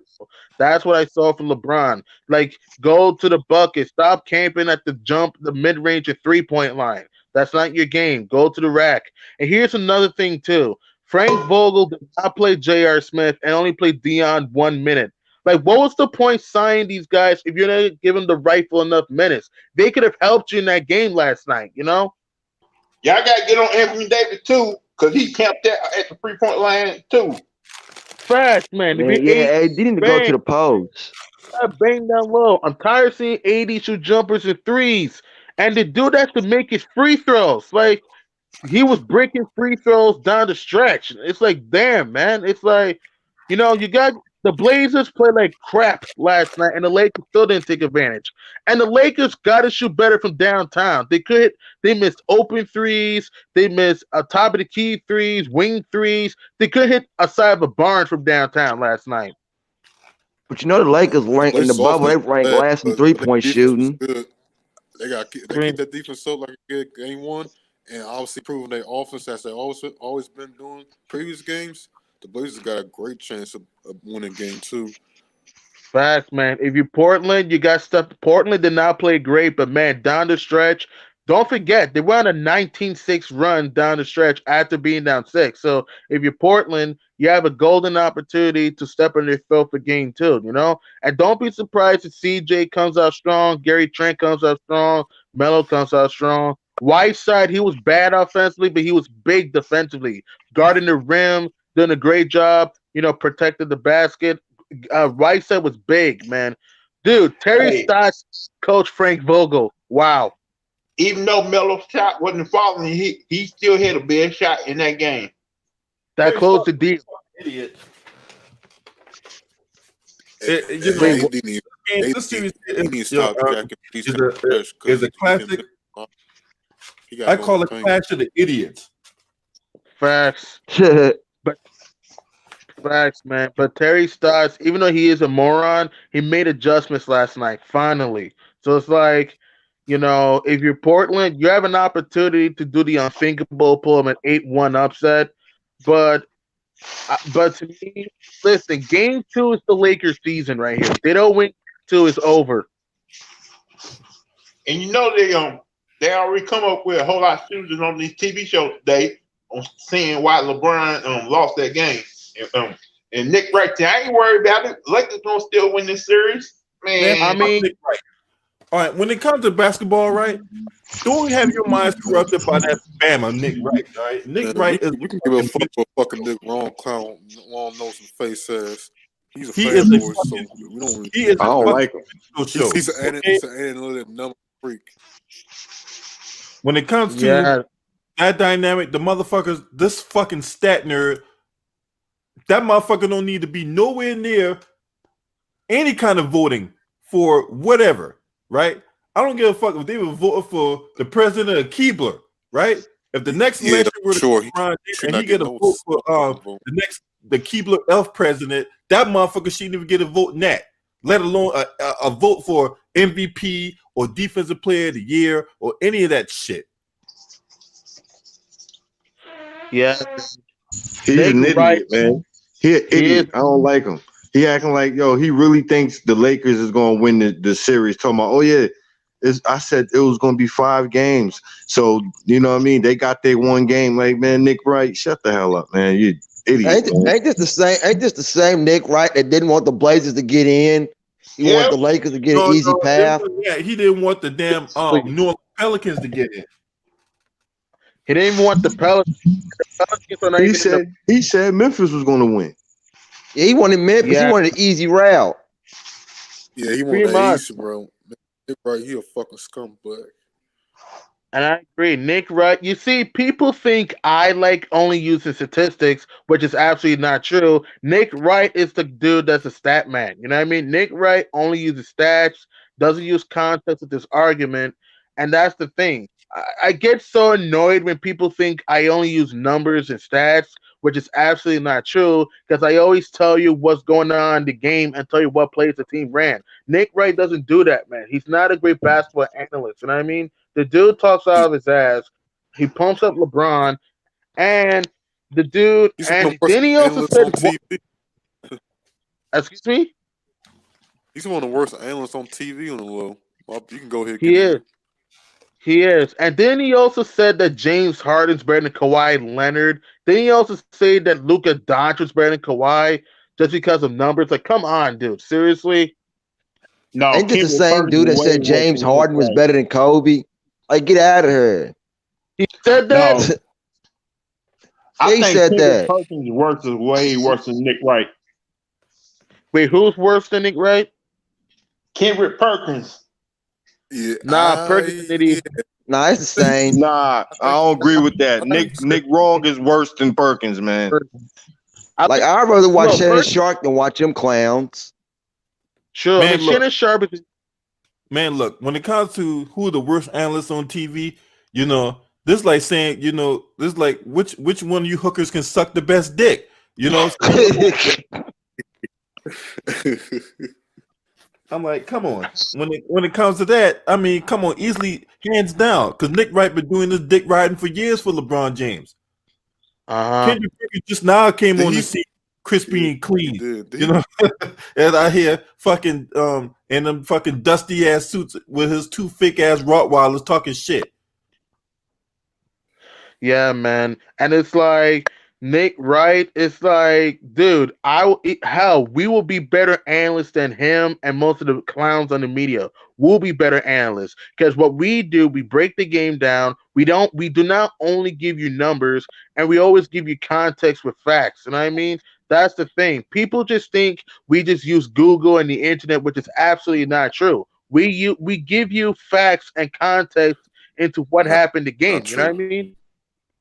This is Wait, my what? thing, right? This what comes to numbers, right? Numbers don't lie, but they don't always tell the whole story. Okay? Exactly. Facts. Numbers don't always tell you the whole story. Yeah, LeBron had a triple double last night. Big fucking deal. Yeah. They lost. Right. Don't give you the full breakdown. That's 57. what I'm saying, man. Yeah, Donovan Mitchell dropped 57 points, but they still lost by 10. in So overtime. so it's like, I mean, do we really need to? It was basically like a 105 the way Donovan Mitchell scored 57. Hey, But speaking here's of another. which, since we talking about Donovan Mitchell, there's a report that came out like an hour ago, right? Uh huh. A report came out an hour ago that the Knicks want Donovan Mitchell badly and are concerned, but are concerned about Yeah. fit with RJ Barrett, right? Mm-hmm. Now, Do he actually really want to go down there and play for Tom Typical? Come on, man. I don't think Utah's giving him up. but I mean, they would have a choice because this is the thing. I don't think This he's going is for the that. thing. When he becomes a free agent, right? He wants to sign. He probably going to sign with the Knicks. You know why? Because his dad is an executive with the New York Mets. true. So I told I people know that. that. I can see I that. told people that. I told people that his pops is in the front office with the Mets, and Donovan Mitchell's from New York. Yeah, I know that, but I'm worried about the head coach running him down into the ground. But He see, ended up that's why I'm gonna tell y'all why that dynamic ain't gonna play out this time around, right? When Thibodeau took that job, right? Who left? Was it Gideon? He left for whatever reason. I don't get. When Thibodeau took that job, what was the what was the clincher for that allowed Tom Thibodeau to get that job, right? He promised that he was going to make changes, right? Because perception around here, hey, there's a lot of background feed, like someone strangling a mouse. There we go. I fixed it. All right. So this was the thing. He promised he was going to make changes because of the perception that we all have about Tom Thibodeau, that he runs his players down to the ground. And with a guy like Mitchell Robinson, who's had an injury history, that was mainly around that because that's why the Knicks didn't want to trade Mitchell Robinson, right? Because the dude had upside, but the dude couldn't stay healthy, right? So that was one of the big concerns. So he promised he was going to make changes, and I'm pretty sure with him sitting down with Worldwide West and what's the other guy he had? Wayne, who's the other exec that they brought in? He's good friends with Worldwide West. You talking about the executive they just signed, or they just signed Kenny. They signed Kenny Payne. That's not the guy I'm thinking about. There's another guy I'm thinking about. You talking about the dude that got signed from Utah? I forgot his name. He executive. I can't remember that motherfucking name. Black guy. Yeah, black guy. I forgot his name. It'll come to my mind. I know who you talk about though. No, I take that back. So Worldwide West was the guy that they brought in, right? That was the guy. He's the executive. He's the executive. He the executive. Yeah, but there was who was the president of basketball operations? What's that dude name? Oh, you talking about yeah, I know who you talking about. You talking about he the GM. You talking about damn, what the hell? He was with the Pistons, man.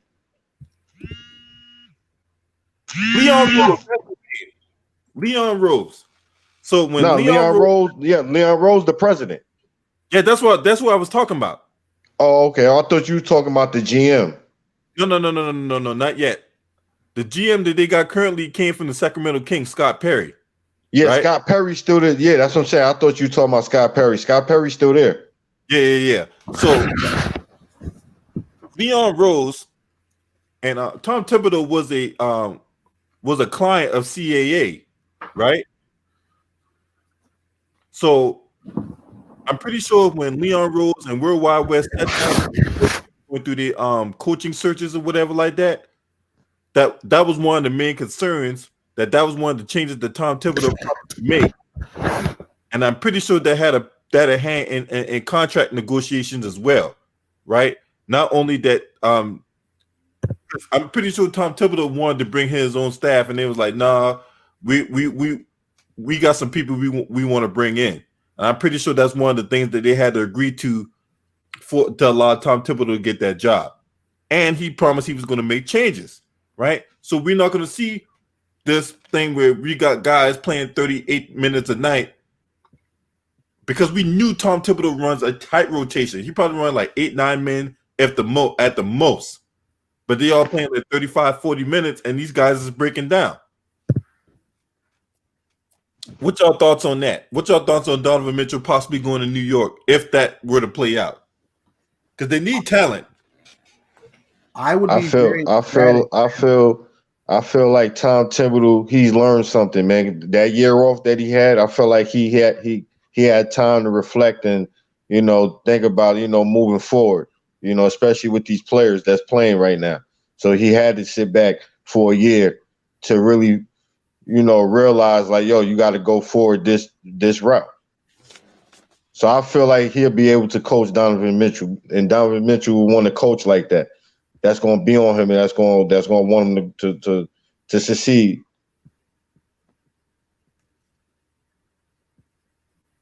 Yeah, I feel you got to think Tom Thibodeau feels comfortable now because he got guys that he know that's in the front office. Right. You know what I'm saying? And they all CAA clients, so they all know each other. They all, you know what I'm saying? Because Leon Rose was all their agent. So they all got relationships. So I feel like Tom Thibodeau is going to do a better job this time around. He's going to learn to adjust with his players instead of running them to the ground. Right. Me too. I would enjoy it because Spider Mitchell could bring excitement. He has a 3-point shot, and he's very athletic. So I think Donovan Mitchell will flourish under Tom Thibodeau's system. You know what I mean? Because, and again, but here's the thing: will the Knicks provide Mitchell the right amount of shooting? Though that's the thing that the Knicks got to do if we want to make the playoffs next year. So it's like, so if Mitchell was a Knick next year, who knows? Then we gotta get him the right amount of shooting though if we want to succeed. But I think Donovan Mitchell will bring joy and excitement to the city of New York. Because think about it, the Knicks have not been to the playoffs for the past 7 years now. All right, the last great season we had, we won 54 games in 2013. Because we need to bring excitement again. We need to bring joy and happiness. So it's like Donovan Mitchell provide us that. And I think Tom Thibodeau will understand not to run his players into the ground and just use his system very well, So that's my thoughts. He's got one more year left on his rookie deal. I think he's gonna be a bigger star than Walt Frazier. He's got one more year left. So if the Jazz don't trade him, I can see a scenario where the Jazz trade him and then he signs a long-term extension with the Knicks. They're not going to let him walk for nothing, huh? If they're going to try to re-sign Donovan Mitchell next season, but if they fail to re-sign him or things start breaking down, I can see a scenario where they try to trade him so that way they can get something in return because you just can't let him walk for nothing. Or if he do go back to Utah, he probably almost sound like a 2-year deal. Have an opt out in the second year. Hey guys, someone on the comment section called Fat Cat Rip asked us a question. He's asking, what upset do you think will be bigger? The Blazers being the Lakers or the Magic being the Bucks? I'm pretty sure that's the Lakers. I didn't ask that in the chat because I'm pretty sure that's an easy question. That should be the Magic beating the Bucks, obviously. Yeah, because Orlando has been up and down all year. Milwaukee had championship aspirations, you know what I mean? So it's like if Orlando somehow made Milwaukee disappear, no pun intended, if Orlando actually knocked off Milwaukee, then Giannis should just leave now. Yeah, he should. That Chris Middleton boy. Oof. Chris Middleton, Eric Black. What about Brook Lopez? Brook Lopez give him nothing. Did you see Brook Lopez get mad at a chair last night? He was punching the chair, kicking the chair. He was pissed off. Yeah. It's like the way Milwaukee came out, there was no defensive intensity whatsoever. It's like the perimeter defense was horrible. Bro, Markelle Fultz looked like a #1 pick last night. Vucevic, he looked like a superstar last night. Hell, T. Ross was going to the rack at will. Like DJ Augustine was pulling up from three. It was like exactly. He looked like Jason Kidd out there dishing the rock too. So it's like Augustine banging threes, going to the rack. Again, if the Bucks, I'm gonna be honest with you. If they don't win game 2, they might lose this series. What do you guys think? Like once again, if you want to chalk this up, because Orlando did this last year, right? Where they beat Toronto the first game, and a lot of people were overreacting, saying the Magic might win the series and all that type. Like, stop it, all right. Unlike Portland, what Orlando did yesterday is not sustainable. Okay, I expect the Milwaukee Bucks to come out there and destroy the Orlando Magic in game 2. That's true. I'm talking about from game 2, game 3, game 4, game 5, right? Because even though what Orlando did was remarkable, that is not sustainable. They don't have nowhere near the firepower that Portland have. True. Don't be surprised you see Giannis get 50 in the next game. He should. But he should. Look, I think Milwaukee is going to win the series. I just think that, again, sometimes you think that, they're just going to win the next 4 games, but you never know what can happen. Like, for example, I think Milwaukee will win the series. I think Orlando can get one more game, and that's it. I said Milwaukee in 6. That is me. I think Milwaukee need to end this series real quick because they got to play Toronto in the second round, don't they? They got the second round. They will play the winner of the Miami series. Ooh. And it's going to be Miami. Indiana did play with their ass off. The Pacers bench was nice yesterday, but Indiana just doesn't have the firepower to compete with Miami without Jeremy Lamb, Demontis Sabonis, and Victor Oladipo. They just don't have enough, Yeah,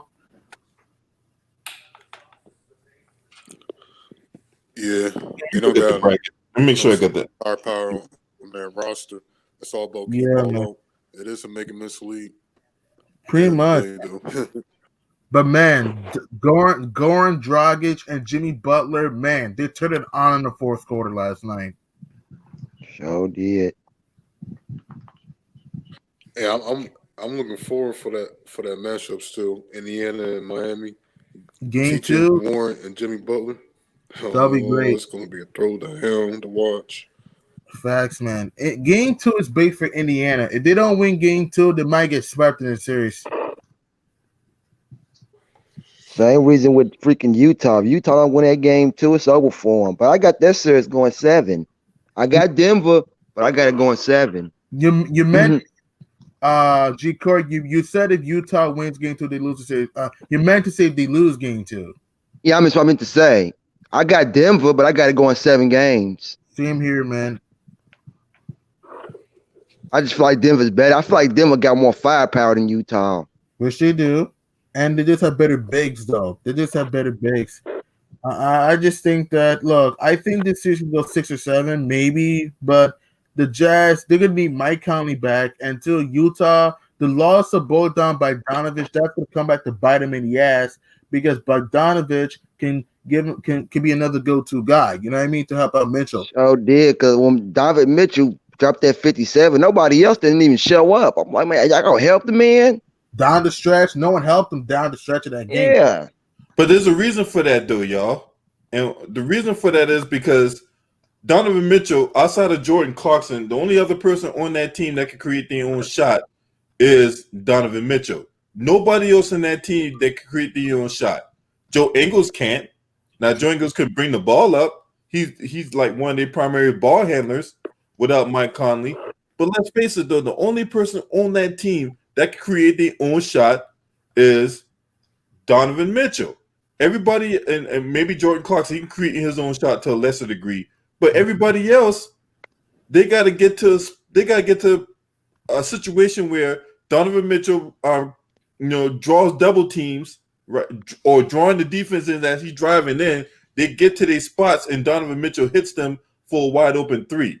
Mm-hmm. Most of all those other guys on there are catch and shoot guys. Even Bogdanovic was a catch and shoot guy. He didn't create his own shot.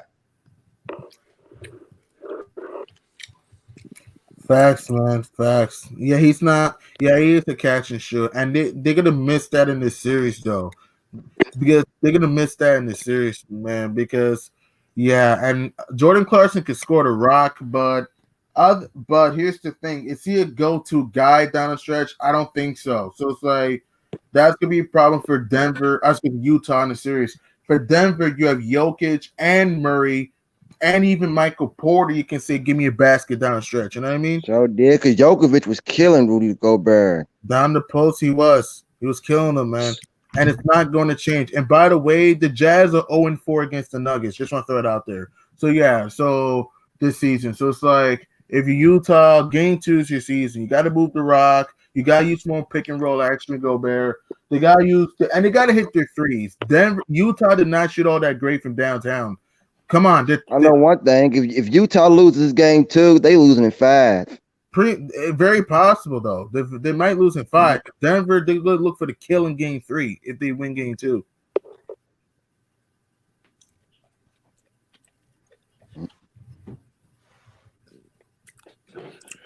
Game 2 is kind of a must win for Utah.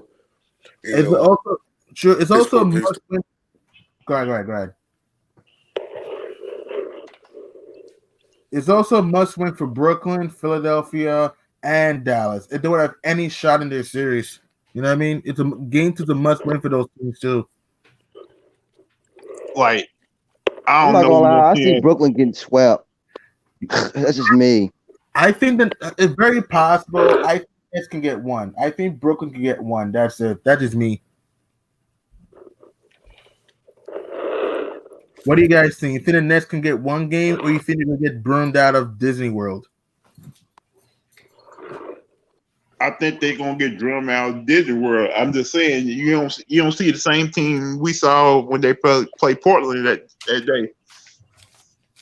Yeah, man. Brooklyn nearly took Portland out, but the problem the Nets need to work on, they gotta fix their defensive rotations. They're terrible, man. And plus, you seeing without Kevin Durant, without Kyrie Irving, how important that team really is when those two come back.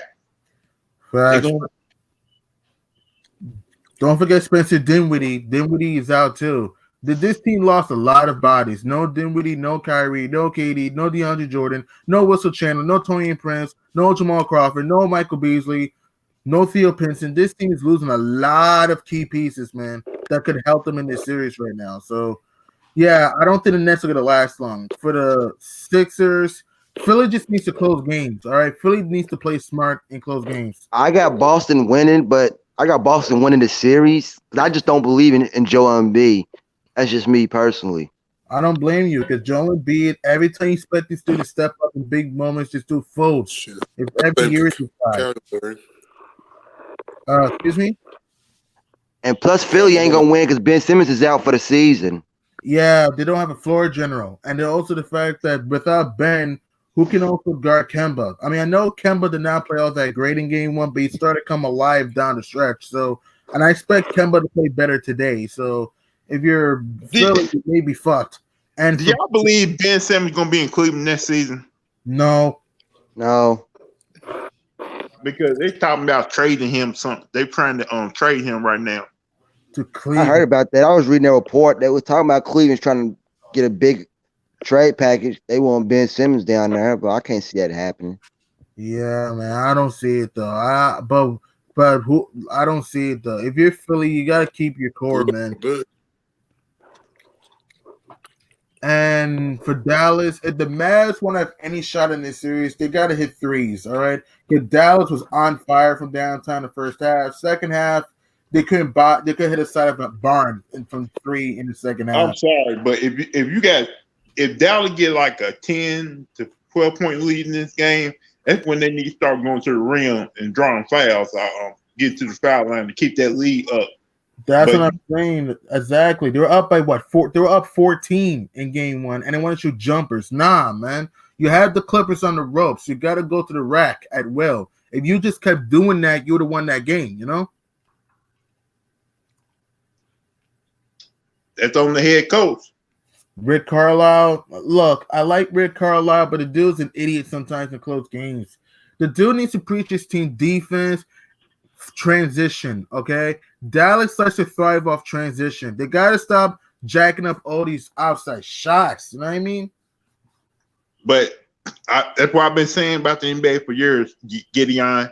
These these players don't allow the guys to be the actually coach them. Because if these guys try to coach them, they go to management and try to get them fired. Yeah. Yep. Yeah, that's crazy. And I want to ask you, if the Mavericks do win game 2, how long do you think the series will go if the Mavs steal game 2? I got Clippers in 6. I feel like Clippers got more defense for the Mavericks. I think if the Mavs do win game 2, that's gonna really wake the Clippers up and take this series really seriously. Yeah. What do you think, Shaq? If the Mavs win game 2, chance it could be a pretty long series.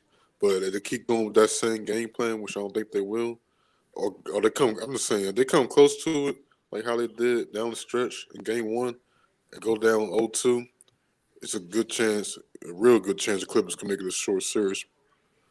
Pretty much, man. Yeah.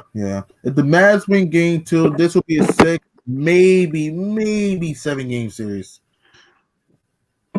Because y'all know it's tomorrow night we're gonna find out what the draft is gonna be. Yeah. Who's gonna have the #1 pick? Yeah, who's it gonna be? You know, I told you the West is gonna be tough, man. There's Golden State could be back next year. Phoenix, Sacramento, Memphis, Minnesota's gonna be nice next year to make. The West is gonna be straight, y'all, next year. If Golden State do get the #1 pick, are they gonna pick somebody? Or are they gonna try to trade that pick to get another superstar on the team? If I were Golden State, I'll keep the #1 pick and try to develop that person. If I were Golden State, True that. I could say one thing about this playoff.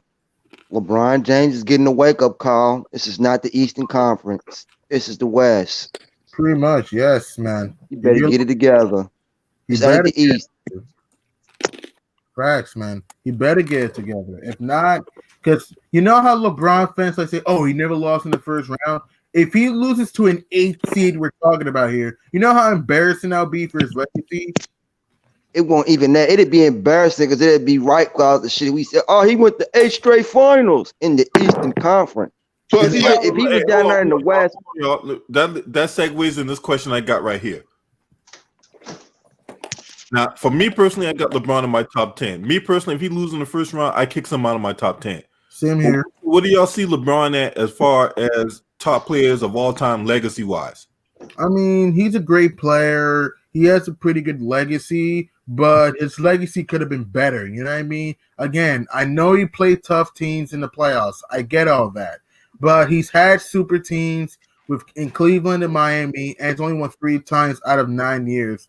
But you know how these bronze sexuals bash Melo and other legends for losing to top teams, but to give Harden and LeBron all these excuses for losing to top teams, it's sickening. it really is. And thing I don't understand is how great is LeBron is. Out of all the greats, I look at legacies, bruh. You the only one that don't got a winning record in the finals, bruh. You 3.3% in the. That's below 500. That's underwhelming. He should have, how bronze sexuals say, "Oh, the only finals I could count is 2011." That shows to me these guys are biased. So you don't count 2014, you don't count 2017, you don't even count 2018 or 2015. I count 2015 because he had that 2-1 lead at his home. He's supposed to close that. At your house. That's what I'm saying. I understand he didn't have love in Kyrie. I get that. But remember, Cleveland did just win 2 games without them. You can't win 2 more. And you have to understand. You also have to understand, Clay and Draymond did not have a good series, though, if you actually watch the games. The only guys who played well for the Warriors was really Steph Curry later in the series and Iguodala, you know? Like he had go stay on the rope and he couldn't finish them off. That's what I'm saying, though. I know his team was injured, but that doesn't matter, though, because again, they were up 2-1 and had the series on the ropes, and they should have won that series, but they didn't get it done. But you see, LeBron fans say, "Oh, the only finals that match is 2011." That is not true. What about 2014? Like Miami had a super team. Many people had to win the championship, and they got destroyed by San Antonio.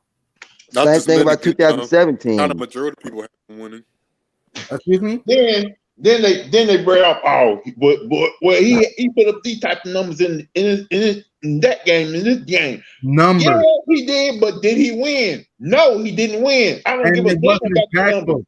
And here's the thing, it wasn't impactful. Those numbers had no impact in the game. That's what I'm saying. Like people just look at, oh, LeBron balled out in 2014. How did he ball out in 2014? I just want to know because most of his points came in garbage time when the Heat were getting blown out. And when it was not in garbage time, he was getting outplayed by a 30-year player at the time, Kawhi Leonard. So how is LeBron ball? Young I don't young get that. Kawhi Leonard A young rise to Kawhi, yeah. Leonard. Yeah, man. And then 2017, again, I know KD's on the team, but still, the Warriors lost a bench. People need to understand this. Golden State lost 7 players from that original team and lost 5 key bench players to clear cap space. That was not the same Warriors team. You know what I mean? And the Cavs Yeah, still got. you're so right, Gideon. They miss huge bench players. You are so right about And that. then one thing I could say about like his record, like LeBron would be probably 6-3 if we ever would have got him a jump shot and got in the post. And then I don't like LeBron playing off point. I don't like LeBron playing point. Me personally, I feel like that wears him down. Yeah, I agree. You see, He post game. He doesn't have a post game. And didn't JR said one time LeBron's a better post game than Melo? Didn't he said that one time? Like, dude, what game are you watching, bro? Like, come on, man. Like, come on. Like the same thing that happened to him last night been happening for years. Pretty much. And didn't Spiffy also said that, Steph and Clay the greatest backcourt ever? No, they're not. What about no, they're not? What about what was it? Magic and who? Johnson and Michael Cooper? Like, come on, man. Yeah. Magic Johnson and Byron Scott. Exactly, man. You see, these bronze sexuals, they quick to call us haters because they think we just bash on a dude, which we don't. We give him credit when he wins. When he wins or plays well, we give him credit. But when he plays like crap down the stretch, we can't just ignore that. You know what I mean? LeBron fans just want us to ignore that, you know? Me personally, I feel like LeBron's a little overrated and he should be greater than what he is given all that talent. You may have a point. I mean, yeah, LeBron, he is a little overrated, G. Corey. On some he real is shit. at times, he is. Like James says, he's the greatest role player of all time. James said. He's not a role player. Come on. I mean, LeBron, he's not the GOAT, but he's not a role player. Come on. He does do role player shit, but I'm not going to go that far that saying he's a role player. Yes, James be crazy when you be saying that. It'd be funny though, because they be in their feelings when James say that. They be so mad. That'd be hilarious. Especially CJ. I mean, look, CJ is a bronze sexual, but I felt CJ tries to listen sometimes, you know? JR, Spiffy, Myron, Dreaded, who else? And other guys. Like I was just watching the old stream and CJ was like, LeBron just better, Spiffy was like, LeBron just better than Kobe, just better all around. I'm like, hold on, he's not better defender than Kobe. He's not a better defender. He's a better passer. I give him that. He's not a better scorer, okay? Not a better shooter, not a better defender. Better shot blocker, yes, but that's not mean he's a better defender because Kobe can block shots too, and Kobe was a great on-ball defender too. That's what I'm saying. So, look, LeBron is a better rebounder, but he's a small forward. He should be a better rebounder. If you ever think about that, they say LeBron didn't have a coach. LeBron can't play without the ball. LeBron wasn't able to play the triangle offense. But the triangle, the ball got to move around. No, LeBron, like every Hey, hold on, y'all. I want to give a shout out in the chat room real quick. Hey, shout out to Donald Woods Jr. in the building. He said Charles Barkley said the Portland Trailblazers have to rebound and play great defense.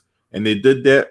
Nurkic and Whiteside get game ball for protecting the rim. Yeah, Hassan Whiteside had like 5 blocks last night. Huge. Melo Anthony looks great and playing great defense, rebounded, making clutch shots in the fourth quarter. They did a great job last night. Portland Trailblazers came out in the fourth and made clutch shots. Dame hit a 3 from the logo and Anthony Davis face. And then Trent Jr. Hey, when Gary Trent Jr. hit that 3 last night, that was the backbreaker right there, in my opinion. But yeah, it was game. Oh yeah, that was over. But here's that was the no that wasn't the backbreaker. That was the nail in the coffin. That's what I wanted to say. Yeah, it was. But didn't Chuck said that the Blazers are going to sweep the Lakers? I don't. He did say that. I don't know. I wouldn't go that far. I would just say Portland will win the series though, but I wouldn't go that far as to say they're going to sweep them. But anyway, go ahead, continue what you guys were saying or whatever like that. You know what I'm saying? I only got like a couple more minutes and then I have to shut down the stream. So I got to take care of some business. To me, LeBron do not want a great coach. He just want a coach that's going to look to him and do what he wants to do. I agree, man. I agree. That's one thing I've done. Like when he left Cleveland, why didn't he go to San Antonio? That's what I've been telling people. If you wanted a great coach, just join Greg Popovich. Greg Popovich is an all-time great coach. It's like people always make excuses. Oh, but LeBron want to go somewhere else. It's his fault then. He had an opportunity to go to San Antonio. The Spurs had cap room, right?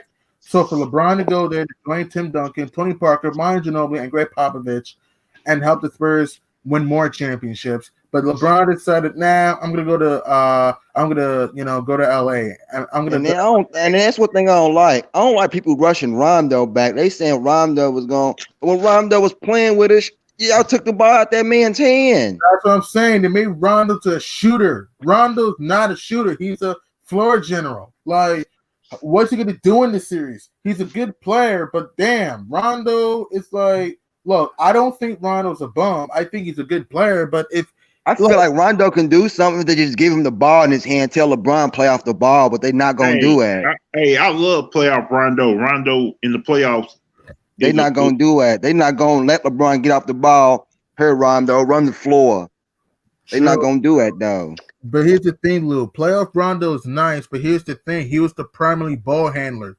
LA is not going to give him the rock, and that's going to be a problem in this series. And again, if the Lakers do win this series and they play like the Clippers or whoever they see in the Western Conference Finals, it's going to be a problem, though, because it's like, the Lakers don't move the ball very well, and that's the issue. And they don't move the rock, they're going to be in huge trouble, whoever they see in the playoffs, assuming they win this series. Mm-hmm.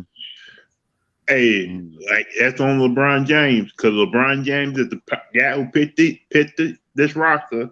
Sure is. Him and Anthony Davis picked this whole team. Yeah, man. And LeBron and AD got to learn to make free throws in big games. AD started off hot at the line, but he missed 5 out of his last 9 free throws. Then LeBron, he missed 3 free throws, I think. Look, the stats may say, they had great games, but if you use the eye test, they were playing well until down the stretch when they didn't play strong. They didn't play smart, both sides of the ball, and that's a problem. You can argue that Whiteside had more of an impact than AD down the stretch. You can even argue that.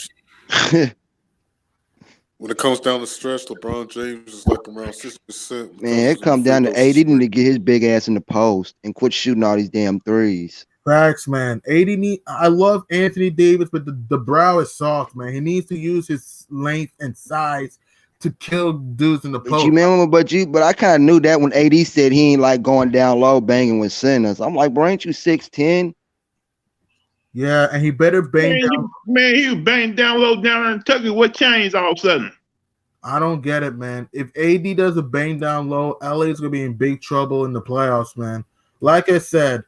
And if you're Portland, they just need to play better. A win is a win, but I felt the Blazers were kind of sleepwalking last night until the fourth quarter when they went crazy hot from downtown. So if you're the Blazers, you just got to step on their throat for game 2. Don't give them any reason to have a shot in the series. Same thing with the Magic. I don't think Orlando would beat Milwaukee, but if you're Orlando, you have an opportunity to send Giannis packing. Step on their throat for game 2 to put the series away. What do you guys think? Yeah, I still got Bucks in 5. I don't see Orlando. If they do, it'll shock me. I got Bucks in 6. I think the Magic will get one more game, but that's it. That's just me. I still got the Bucks winning the series. I still got Milwaukee in 6. Yes, Milwaukee's still going to win this series. They better win this series. If they lose this series, oh my God.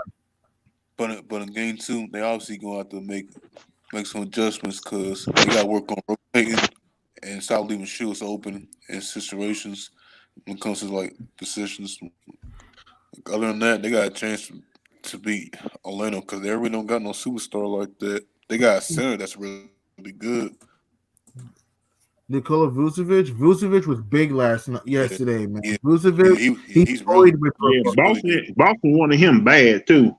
Facts, man. Boston almost got Vooch, but man, Vucevic is making Boston look bad. Because look, Vucevic needs to play better in the playoffs. He had a big game yesterday. Can he be consistent? Bucks got to That's play the thing. better. Like, they got to be like a top 3 defense like they've been all season. And game one, they were so far beyond that. They was like top 5 worst. So they definitely got to work on their defense.